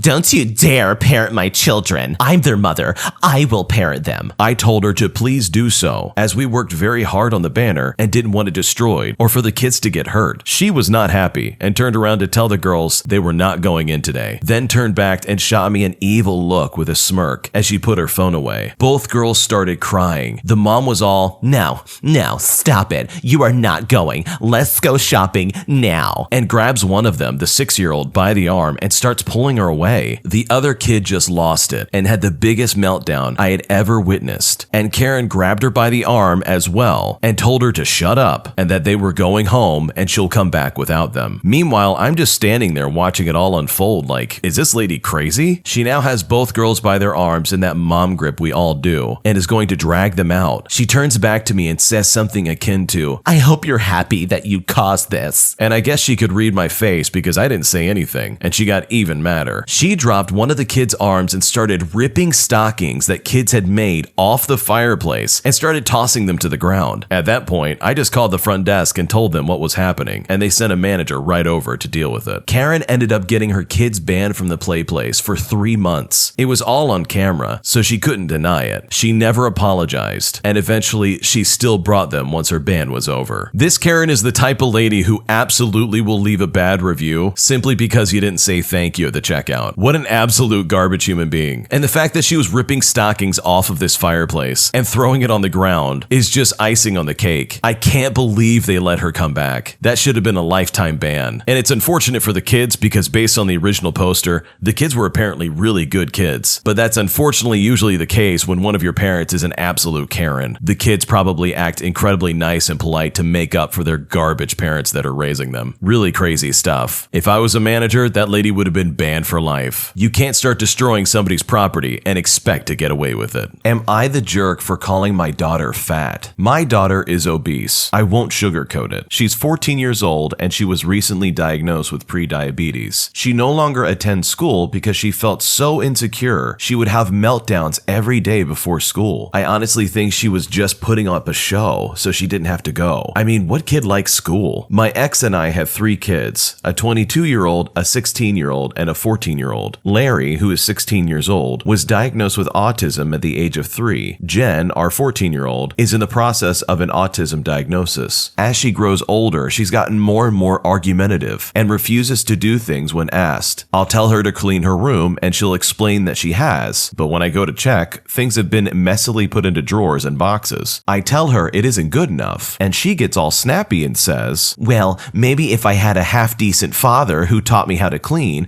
I'd be able to do it properly. Jen is now at her mother's house most of the time, and she doesn't act out at all over there. According to my ex, her room is perfectly fine and she is able to maintain the cleanliness without a problem. So I know she does it just to spite me. Jen used to be at my mother's house once a week and mine the next week, but she loves to be horrible to me and now only visits every fortnight on the weekend. On a Saturday, Jen sat me down and told me she wanted therapy to discuss her eating problems. She told me her mother agreed and it was a good idea and she wanted my consent. I asked her what she needed therapy for, as she is the only one who controls what goes in her body. Jen explodes on me, telling me that it was my fault she was obese and that whenever she would visit for a week, all I would do is throw away takeout on her plate. And whenever my ex tried to correct her eating habits by giving her healthy alternatives, it was too late because she began to depend on unhealthy foods as a source of happiness. Because she would be constantly in the house until 9 p.m. alone and would always hear me argue with her mother on the phone. I told Jen she was being unreasonable and told her to get a grip. I told her I didn't force the food down her throat, she did, and she can't blame me for her obesity. I told her she can't blame the world for her problems. Ever since then, Jen refuses to visit and won't even read my texts. I've tried showing up at the door, but if she answers and sees it's me, she will slam the door in my face. She won't talk to me at all, and I don't want to lose the love of my only daughter. But I think she is blowing things out of proportion just because her mother lets her do whatever she wants. She has been overdramatic since she was young, even gotten so far as to lie about her paranoia disorder and have panic attacks about being hurt whenever she was home alone. I know I'm not perfect, and I feel like I kind of messed up. It's not like Jen to not talk to me at all, or even acknowledge me. Am I the jerk? Yep, I can confidently say this guy is a massive jerk. The man in this situation is a terrible parent. I'm just going to go out there and say it. The fact that he would shift responsibility onto somebody else on what he fed his daughter growing up up is more than enough reason for me to realize, oh yeah, his ex definitely didn't want to be with that. For him to blame his daughter for her own eating habits at the age of 14 is atrocious because it's not her fault what she was given to eat as a kid. It's the parents' fault. It blows my mind that he was trying to convince his daughter that, hey,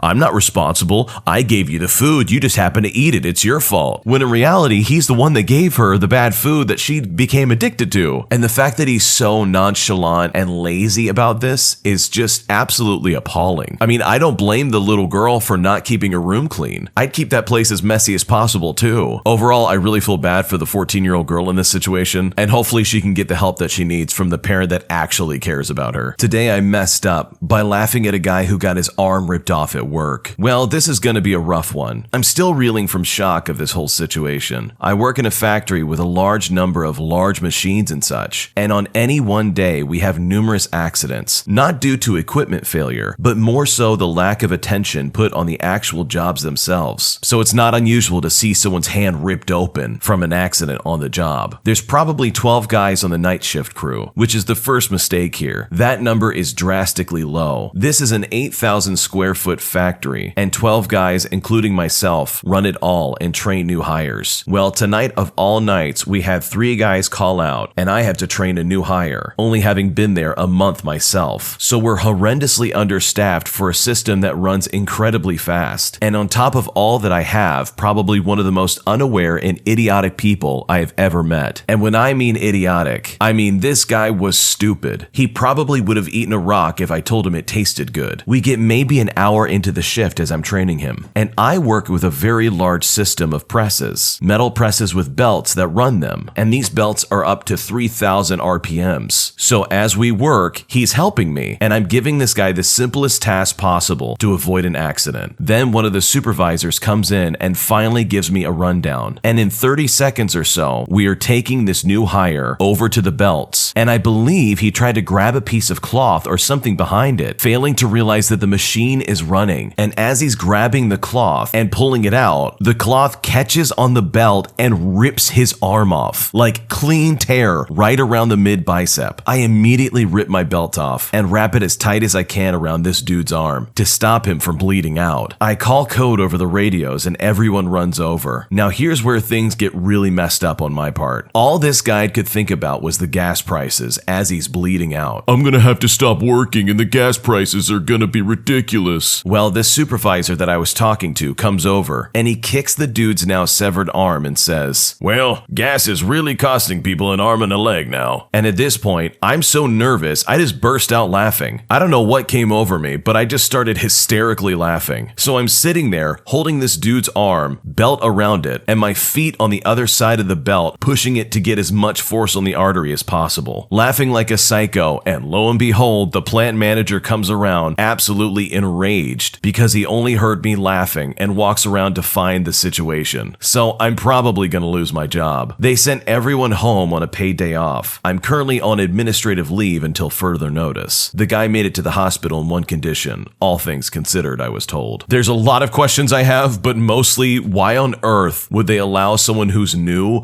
around this dangerous of equipment? The place this original poster works at sounds entirely unsafe. I mean, there has got to be so many OSHA violations, it's not even funny. If you don't know what OSHA is the organization that prevents this. It prevents people from losing their arms, and this situation clearly has some OSHA violations. I mean, that's absolutely unacceptably dangerous. The fact that this is happening on a regular basis is proof enough that my man needs to get another job. Get out and get out fast. And I don't blame him for laughing. I probably would have started laughing too. Maybe not out of anxiety, but maybe out of just pure trauma. This guy's arm is sitting probably 3 feet away as you're trying to press down on his artery to prevent him from unaliving. That's pretty traumatic. The original poster goes on to say that no, they were not able to reattach this guy's arm, but he did say how they did report this to OSHA. It doesn't sound like anything's gonna come from it though. And even worse, this guy goes on to say how he's not gonna leave this job because he says it's, quote, a fairly safe job. No, my dude, this is not a safe job, and you absolutely need to get out before you lose your arm. My boyfriend has become obsessed with cryptocurrency, and it's causing problems in our relationship. My boyfriend has been on the crypto scene for a few years now. He hasn't struck big as far as I know, and is glued on his phone watching stocks drop and rise. I have zero interest in cryptocurrency, and I don't think I'll see myself using it for a long while. Recently, he's been hyping up NFTs. To me, they're a get-rich-quick scam with a lot of snags. They are also heavily discouraged in the art community, except for the wealthy, skilled artists who choose to participate in them. So I don't wish to associate my art with them until a possible better solution arises. I've already discussed my discomfort with my boyfriend whenever he speaks to me about them, and he always looks incredibly disappointed in me, calling me old-fashioned and afraid of getting rich. I said, if they're so successful, why are there people still trying hardcore to sell them? And why is it so full of controversies like stolen art and such? He'd brush off my concerns and say these people aren't doing it right, like making bad investments and such. He asked me one day if he could mint my art, and I was very much against it. I told him if he took my art without my consent, I'd throw a DMCA notice at him without hesitation. It's my art and my intellectual property. He blew up at me and said I wasn't thinking about our future together. He was always thinking of helping us both get rich faster and stay secure, and I wasn't being supportive. I told him he can do what he wants with his cryptocurrency, but leave me and my art out of it. We haven't talked since. I don't understand. All this cryptocurrency talk has changed him, and now it's all he talks about. I don't care for it, but then he says I'm afraid of getting rich. What am I going to do? What am I doing wrong? I'm honestly surprised that this woman is still with this guy, to be completely honest with you. The way he's talking to her and down to her at that is really disgusting behavior. NFTs definitely seem super sketchy and very unreliable. It really does seem like a get-rich-quick scam, and there really is a lot of controversy surrounding it. I have a lot of artist friends who absolutely despise NFTs and want nothing to do with them, so I completely understand where this woman is coming from when she says that she does not want her art associated with that garbage. It seems like this guy is desperate to get rich so he can get out of his crappy job and have some incredible amount of money that he can just bank on the rest of his life, but that is just not going to happen. In my opinion, she needs to have a serious conversation with him if she really wants to try and make this relationship work. Overall, it sounds like this guy was overstepping boundaries and not listening to his girlfriend, and in my opinion, she can do much better than this crypto bro. My boyfriend flew to Alaska to cheat on me. My now ex-boyfriend cheated on me while he was on a college trip to Alaska. This college trip did not happen. We had a good relationship, we rarely fought, and we had a good life together. We loved making plans together and enjoyed each other's company. We even had a cruise booked for July 30th of that year, and we had our plane tickets booked for July 29th for the cruise. Around the end of February, my boyfriend had told me he was going on some supposed college trip with his professor and some classmates to Alaska for a banking convention, is what he said, for 10 days, and that he would be leaving on March 5th and returning back on March 15th. It was such a late notice, and the strangest part was he never gave me details about the trip or anything, even when I asked. The entire time he was in Alaska, he called me maybe 3 times a day. He FaceTimed me, texted me constantly, and he never showed any signs of distress. On March 14th, he called me to let me know he'd be flying home early because he ran out of money. His story didn't make sense, but I trusted him, so I didn't push him any further. He never acted different when he came back, never showed any odd behavior. He even brought me back a stuffed animal from the trip. Last Saturday, we even went on a date and had a good time together. Everything went down on March 21st, when I was playing Apex Legends with a friend at 2 in the morning. One of my friends that I play with has me added on Facebook, so I thought I'd message that friend on Facebook Messenger to see if he wanted to join me. I honestly hardly ever check Facebook Messenger. Well, I see I had a message request. When I opened it, I saw it was some girl letting me know that my boyfriend flew to Alaska to spend time with her friend and they did the dirty together, and that he even tried to assault her, so the girl kicked him out of the house early. So that overall explains why he came home early. She even sent me pics of him in her bed and them eating at IHOP together. I was completely stunned. My heart dropped to my knees. I confronted my boyfriend the next day and his response was, "You're crazy. They're lying. I never cheated on you.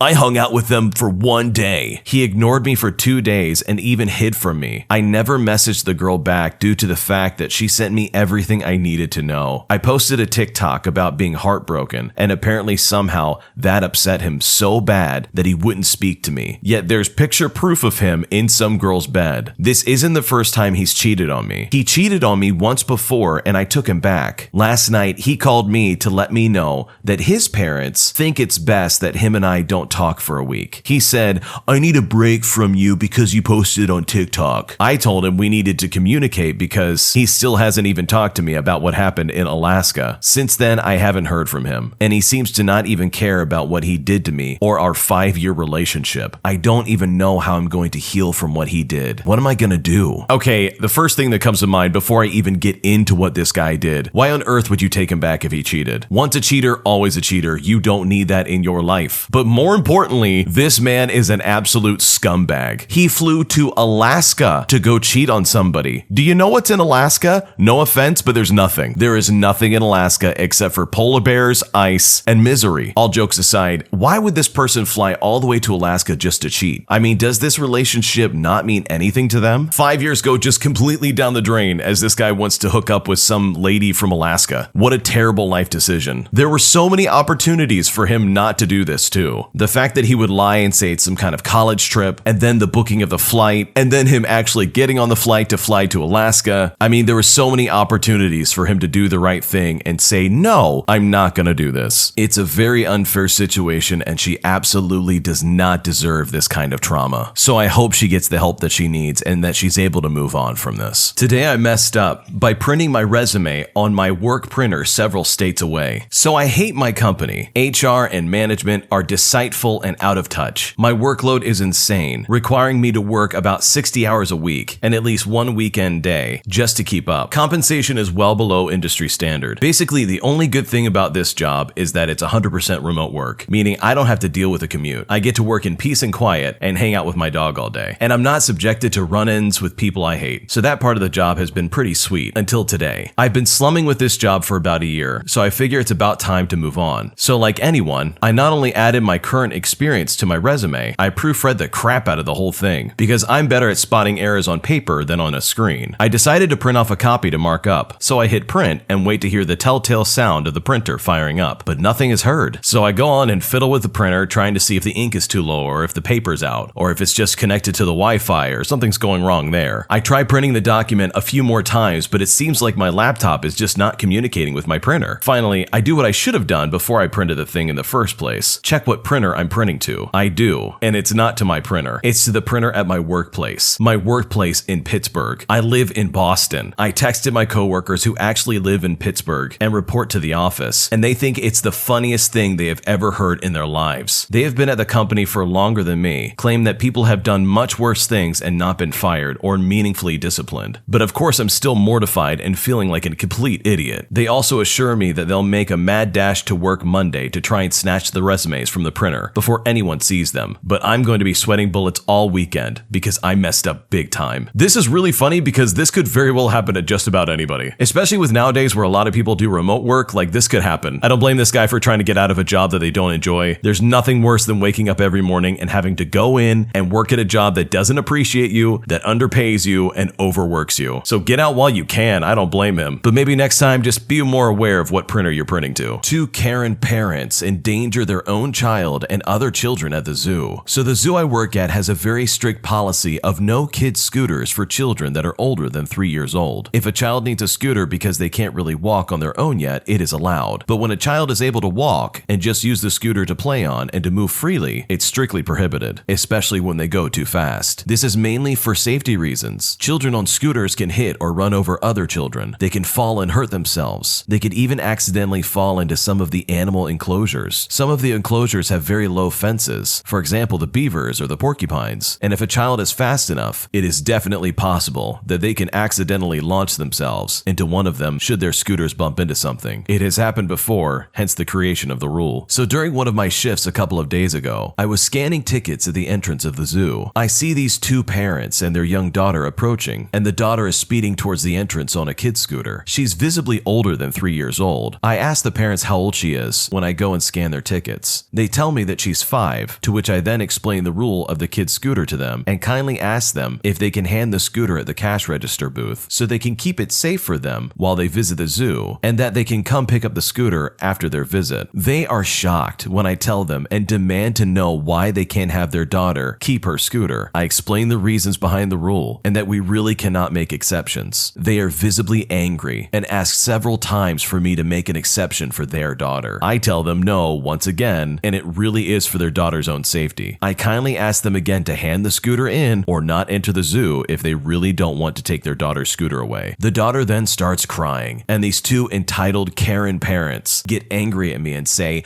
"Look what you did to our daughter. You made her upset and you ruined her day now." Mind you, it was a very busy day at the zoo. People were waiting in line for me to scan their tickets, and they were taking up a lot of my time. I could tell the people behind them were starting to get upset, and I once again insisted that they had to hand the scooter in or leave. I then just decided to go and help the other guests with their tickets. The entitled Karen stayed right next to me at the entrance, literally blocking half of the entryway with their crying child, calling me an awful, mean woman, and kept on complaining. I ignored it and continued to help the other guests. After about 15 minutes of them just standing there and making a scene, I eventually saw them walk over to the cash register booth, and I assumed they were finally handing in the scooter. Now, there's another small entrance right next to the cash register booth that is meant for people who bought their tickets there to enter the zoo without having to stand in yet another line after waiting in line for the cash register. And apparently, these two entitled Karens used that entrance to secretly enter the zoo with the scooter. I couldn't see them from where I was scanning tickets, and I was too busy to notice. An hour or two later, while I'm doing a cash register shift, I suddenly hear a lot of commotion coming from my supervisors, who are sitting in an office right behind the cash registers. They're on the phone with the head of the zoo security guards. I can tell that something bad and shocking must have happened from the tone in their voices, and once they've hung up, I ask them what happened. Apparently, the security guards had just escorted a family out of the zoo because their daughter was speeding through the zoo on her child's scooter and almost hit a few other children. Some had apparently fallen when trying to avoid her and injured themselves. When one of the security guards came up to the parents to tell them that they're not allowed to have scooters with them and that the daughter immediately needs to get off her scooter, the parents started yelling at the security guard, and apparently the daughter sped from the guard and in the process hits the side of a brick fence of a meerkat enclosure, and the scooter fell into the enclosure as a result. The meerkats, of course, freaked out and immediately hurried to the inside area of their enclosure, but some became so stressed that they almost escaped from the enclosure. Their caretaker had to be called in just to calm them down enough and distract them with food while the security guards tried to retrieve the scooter. Meanwhile, the child cried loudly, and the entitled parents yelled at the security guard that this was his fault and that he almost caused her daughter to fall into the enclosure. Other security guards had come to the scene, and the parents and their daughter were immediately kicked out of the zoo. And apparently, they never stopped blaming the security guards for what had happened. They were also members of the zoo, and my supervisors immediately revoked their membership. I'm not sure if they're now outright banned from the zoo, but I honestly wouldn't be surprised. This goes to show you that there are rules in place for certain organizations or facilities for a reason. I think back to the Harambe incident from 2016. I mean, if these parents had just listened, they could have avoided this disaster altogether. Some of these animals at the zoo may seem cuddly and adorable, but if you tick them off and stress them out enough, they'll freak out and become wild, ferocious animals. Meerkats are no exception. And the fact that they snuck this scooter into this zoo and caused other children to get hurt in the process is like a lawsuit waiting to happen. So at the end of the day, you need to learn how to follow the rules or get lost. And these two parents probably should have picked the first option. I want to break up with my boyfriend, but he won't let me. I honestly don't know how to explain this. I feel like I've reached a point where he is very irritating. I feel like I'm settling. I don't feel happy around him. He is not affectionate, and I don't like even spending time with him anymore. The point is, I think I need to end this relationship, and fast. But whenever I try, he tries a bunch of strategies that end up making it impossible for me to follow through. Either he makes false promises of change, never changes, and the cycle continues. He also sometimes just really doesn't respond, and we never reach a conclusion in the breakup, so it never ends up happening. He has also tried to guilt me into staying. I can go on, but I don't know what to do. We need to resolve it together in order to break up amicably. He's not a bad guy, and I care about him and his family. I just don't want to date anymore. We also live together and have a 3-month cancellation period for the place we live in, and it's extremely difficult to find housing in the city where we live. We share many things such as a car. We're also engaged, and we've been together for many years. I hate to bring it to the original poster, but nobody's gonna force you to be in a relationship. All the excuses you provide at the end of this where you're like, oh man, we live together and it's extremely hard to find housing and we have a car and we're engaged. All of that doesn't matter the second you started listing off all the things that you don't like about him. You find him irritating. You're not happy around him. He's not affectionate. He's not kind, it sounds like. Like that is more than enough reasons to say, hey, no matter what you say, I'm breaking it off. And sometimes you don't have to be amicable. You don't don't have to make this a mutual thing. You can be selfish in this situation, especially if it sounds like you're going to be miserable. But also the fact that you're engaged to this person and you still can't put your foot down and say, hey, I don't want anything to do with this, is a big red flag for the original poster. There's nothing worse than being a people pleaser to the point where you're going to end up in a relationship that you hate for the rest of your life. Like, I can literally see this person 3 years down the line having kids, married to this person, and they still absolutely despise them. Just break it off. All of those concerns of, oh, we live together and we have a car together and we're engaged, all those things can be resolved if you just put your foot down and think of yourself for once. Because if not, you're setting yourself up for a life of misery. My brother is trying to guilt trip me into selling my house for way less than it's worth. I will start this by saying my brother and I have never really gotten along. We live in the South and he is your typical tobacco chewing, big truck driving, deer hunting redneck. This is fine. I don't have an issue with this. We just don't have much in common. I'm a huge computer nerd. I'd rather watch a documentary than anything else on TV. You get the idea. Another area where we butt heads is that I'm bisexual, and my husband and I have been married for a year, been together for 8 years in October. So about the house. My grandpa left his house in my brother and I's name because at the time, my dad and uncle were on drugs, and he was afraid that they'd just sell it for drug money. We went to a lawyer and signed all the paperwork, and for the past 18 years, all has been well. I had talked to him about selling my half because I didn't want to stay there forever. I'm on disability and a fixed income, and my brother makes a considerable amount of money. He's just really reckless with it. We had the house assessed, and it's valued at just over $120,000, which means if I sold my half to my brother, naturally, he would owe me approximately $60,000. Now, we had discussed I may take $10,000 under the condition he was going to give me a car, as I was in a desperate need of transportation at the time. He called me last week on a Sunday morning, telling me I had to hurry and clean the house, as he wanted to show it the next day or Tuesday. I told him I needed way more notice than that. He told me his friend was being forced out of his house because they were going to be building a new road. Now, here's the part where I get really upset. He told me that I agreed to sell my half to him for $10,000, despite the stipulations, and that if I didn't do it now, he would never buy it from me in the future. I told him to just forget it and that I'd keep staying here instead of having to sell it. I also told him that if he wanted to stay with me, that's cool, but if he's gonna be like that and not be fair knowing I can't buy his half, then we should just never sell. I'm so upset that he's always been like this, taking advantage of me and never talking to me unless he wants something, and I don't know what to do. Yeah, it sounds like this person's brother is an absolute garbage human being. They're clearly taking advantage of them, using what they said previously as some kind of way to be like, oh yeah, you're only selling it for $10,000. It's such a weird thing to like latch onto, especially since the guy was clearly desperate for transportation and nobody could help him, so he was like, okay, I'll just give it to you for $10,000 in exchange for a car, which by the way is a terrible exchange rate. I think the original poster in this really needs to assess their value. Overall, I personally would not budge on the price. It's $60,000, especially after having it evaluated for a $120,000. There's no way you're giving it to your brother for $10,000. He is 100% trying to take advantage of you, and now is the perfect time to put your foot down and say no. My girlfriend lied to me about being a vegetarian. I'm a 23-year-old female, and my girlfriend is 22 years old. We've been dating for 5 months now. I'm a vegetarian 99% of the time. I'll have meat maybe 2 or 3 times a year when I really want a burger, but that's about it. I'm not a vegetarian for moral reasons. Meat just really makes me sick. Not sure why, but I stopped eating meat around 3 years ago, and I felt so much better. If I eat meat, it's because I'm having a craving and I want to scratch the itch. And when I do, I prepare myself for what's to come after, if you get my drift. I have no issues with other people eating meat. My girlfriend and I met on Tinder, and in my bio, I had put in there that I was a vegetarian. My girlfriend and I meet, we chatted, and then went on our first date. She ordered a meatless dish, which was really odd since we were at a burger place. So I asked if she was a vegetarian too, and she said yes. Well, it comes to find out that she's not. I was looking for my wallet in her car last night and found a bunch of receipts from various fast food places for burgers, chicken nuggets, etc. I didn't bring it up, and I just went home at the end of the night like planned. I'm just confused as to why she lied. I plan on talking to her about it, but what would be some advice about it beforehand, as I have trust issues? And jump right to, she tricked you and she's a bad person. Was it to impress me? Did she think I wouldn't want to be with her if I didn't know that she was a vegetarian or something? Was it malicious? It's just such a small, weird thing to lie about, given that I have zero issues with other people eating meat. And what if we ended up getting married one day? Would she just keep the lie up and keep sneaking meat when I'm not around? It sounds like she was just trying to be respectful on the date and then accidentally lied to cover up. I think she was honestly just trying to be supportive overall, and I don't think there's too much to read into this. I can understand having trust issues, but it seems like the original poster is kind of extrapolating this into something that it's not. I mean, they're already talking about marriage. You've been with this person for like 5 months. eggs. Like, are you kidding? And also, the definition of vegetarian is someone who does not eat meat, and if you're eating it a few times a year, you're not actually a vegetarian. So actually, both of you aren't vegetarian if you really look at it. So there really isn't anything to worry about. Overall, this really isn't that big of a deal, and I don't think some big show and dance really needs to go into talking about why their girlfriend isn't a vegetarian. My mom doesn't like my girlfriend because she thinks she's ugly. I got into a relationship about 3 months ago, and my mother has been deliberately making life difficult for me after meeting my girlfriend. She has been hostile towards me, picking fights, shouting at me in the middle of the night when I get back from my girlfriend's house, and basically trying to control who I spend my time with, and repeatedly questioning me if my girlfriend is the right girl for me. She has never made the real effort to get to know my girlfriend, but has been openly displaying her disapproval towards my girlfriend and saying nasty things about her, even in her presence, which are baseless and just born of prejudice. 2 days back, she told me that she hopes that I will find someone better soon, essentially telling me to still be open to dating and seeing other women while still being with my current girlfriend. I was dumbfounded, as I didn't think this would be something a parent would tell their child. After a heated argument, she finally admitted that she found my girlfriend to be too ugly for her standards, and that because of that, she was prejudiced against her. It's the main reason why she has been giving me so much garbage the past few months about anything and everything related to my girlfriend. Objectively speaking, my girlfriend is not the prettiest, but she is definitely not ugly or overweight. She has a great personality that suits me, and we get along very well. But my mother does not see this and only chooses to base her opinion of my girlfriend based on superficial factors, such as appearance. Since then, she has been doing sneaky and childish things, like sending photos of girls that she finds attractive on the family group chat. It is obvious that she is trying to indirectly tell me that these are the kind of girls I should be dating instead of my current girlfriend. I acknowledge that looks aren't everything, and this is what I told my mother as well. I understand that every parent wants the best for their child, but I don't think that being nasty, making toxic remarks, questioning my choice of partner, and basically trying to control who I spend my time with is what a parent should do, especially since I'm not a teenager anymore. She's basically not respecting me as an adult and implying that I am incapable of making correct decisions in my life. My mother has been a homemaker for over 2 decades, so her mentality and mindset is extremely conservative and dated to say the least. I am at my wit's end, and I have already more or less given up on trying to talk sense into her or to convince her about the merits of my girlfriend, but I find it extremely difficult to communicate with my mother, so we have not been on talking terms for a few weeks now. As stupid as it sounds, my mother is narrow-minded and wrong. Her opinion still matters to me, so it is definitely affecting how I view my girlfriend now. How should I go about overcoming this and not letting my mother's opinion of my girlfriend get to me? It sounds like your mom does not know at all what boundaries are, let alone what it is to actually be a mother. You do not have to ask your mother for permission on who you can and cannot date. If you love your girlfriend, even if objectively speaking she's not the prettiest, then forget what anyone else says. And the original poster is 30 years old. It's time to move forward and not worry about what your parents think. And they need to set clear boundaries and tell them to back off. My neighbor keeps interrogating any guest I have over at my apartment. I moved into my apartment a little over a year ago. I'm a normal and respectful neighbor. I work from home, have my partner and friends around once or twice a week, and go to bed at a reasonable hour. I don't play excessively loud music or have parties or am rude when I see my neighbors in my common areas, but I do appreciate my privacy. There is an older lady who lives across the hall who I was warned about by my real estate agent upon moving in as being a nosy pain in the butt. She's about 70 years old, with no family, no friends that I've ever seen, and doesn't work. A lonely old bat is what I'm trying to say. And she is very active on the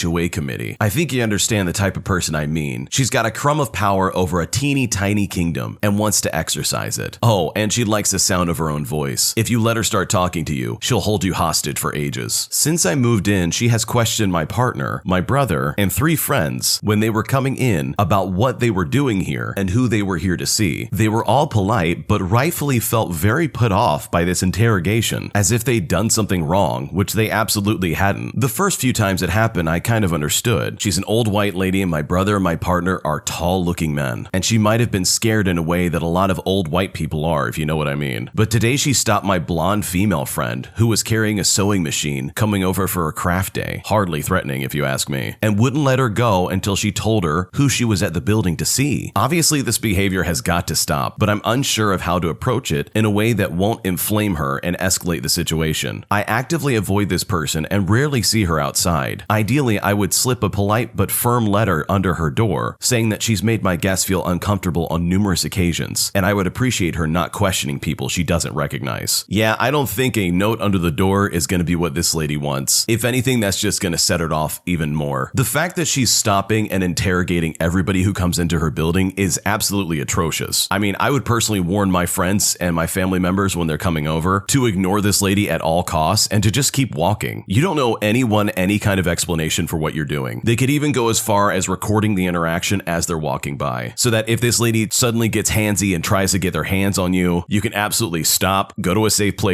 and call the police. I have neighbors like that, and the best thing to do is just to shut it down at the start. I don't think a note is the right way to do this, but absolutely she should approach them and say, hey, you've been making my friends uncomfortable. Stop interrogating everybody who comes in this building. And if she wants to take it to the next level, then by all means, take it to the next level. Go to the HOA committee that she's apparently a part of and let them know that this lady is harassing you and your friends and that you would like it to stop. But I can tell you that doing nothing and doing some passive response is clearly not going to work with this lady, because for a person like this, it seems like you might need to fight fire with fire. My sister thinks she's going to be an Oscar-winning screenwriter, even though she's never written anything in her life. First off, I love my sister. We have a decent relationship, but she's really selfish, and that has gotten in the way over the years. Like, she expects me to do what she asks, when she asks, and will guilt trip me if I have something else going on. She's one of those weird people who thinks they don't need to do any legwork to succeed. She's had a ton of different professions, but she always fails because she thinks that the first job she should get is like a CEO or a vice president or something. She's never had a low-level job where she's had to work to get to the top and has basically lived off our parents her entire life. Anyway, big surprise here, she now wants to be a Hollywood screenwriter. She's written one script, and to put it kindly, it reads like someone who has never studied screenwriting, read screenplays, or even like watched a 5-minute how-to on YouTube about it. There's no story, the formatting is all off, and it's so amateurish, it's painful. The problem for me is that I am a screenwriter. I've had my ups and downs in my career, but I've worked my butt off for 15 years to get where I am. I started as a PA getting coffee. I went to film school. I put in the hours. So now she thinks this one script is a ticket to the big time. She is sure that someone is going to give her millions of dollars to make it. She keeps coming to me for my thoughts on how she can market it, and I tell her, but then she argues with me and does it the way she wants it. I suggested books for her to read for the basics, but she doesn't want to read them because I think that she thinks that she's already a pro. Today I was talking to her about a recent professional success, and she was visibly upset, like she was feeling competitive with me. But I've been doing this for 15 years. I told her recently that if she doesn't want to take my advice, there's nothing I can do to help, but she keeps asking me questions. But it really seems like the only answer she wants to hear is, you're right, I'm trying not to start a family feud, but I'm really upset that she thinks that this is some easy thing where you can write a script and you go to the big time suddenly. And I'm very upset that she seems jealous or competitive with me when this is like one of 20 careers she's had, and I've been working my tail off for years. My mom says I should be nice and keep offering help, and my dad basically says that she's crazy and I should just ignore her. My parents are old, and I really don't want to start a whole thing where when they die, there's going to be bad blood between us. But I also kind of hate talking to her because she is so narcissistic and delusional. What should I do? Does anyone have a sibling like this? It sounds like this guy's sister doesn't actually want real advice. It seems like they just kind of want like false hope of like, you're doing great, keep at it, this is such a great project. And that kind of self-serving talk does not help anybody in the long run. Providing actual advice, especially from someone like this guy who's been at this for 15 years, isn't going to help this person at all. And from the sounds of it, yes, this is the type of person who is going to try and work their way to the top in an industry that they've never been a part of. So in all honesty, she doesn't want real advice. I also see this person having a really hard time dealing with the failure that comes along with any creative endeavor, where what you write isn't going to be good enough for the person who's going to fund it. So you're going to have to rewrite it and then rewrite it some more. And I personally am curious to see how they would actually handle that situation. Another option this guy has is just to deflect and not give any advice at all. Maybe pretend like it's some kind of conflict of interest. That way they can avoid some embarrassing situations. Because at the end of the day, his sister is clearly not on the road to getting this anywhere near published, let alone produced into a movie. So I don't think he has a lot to worry about when it comes to that. When you subscribe, make sure to hit the bell to turn on notifications. To finish listening to all the stories, check out the playlist at the top of the description. And if you like Am I the Jerk, make sure to subscribe to Am I the Genius. Everything will be linked down below in the description.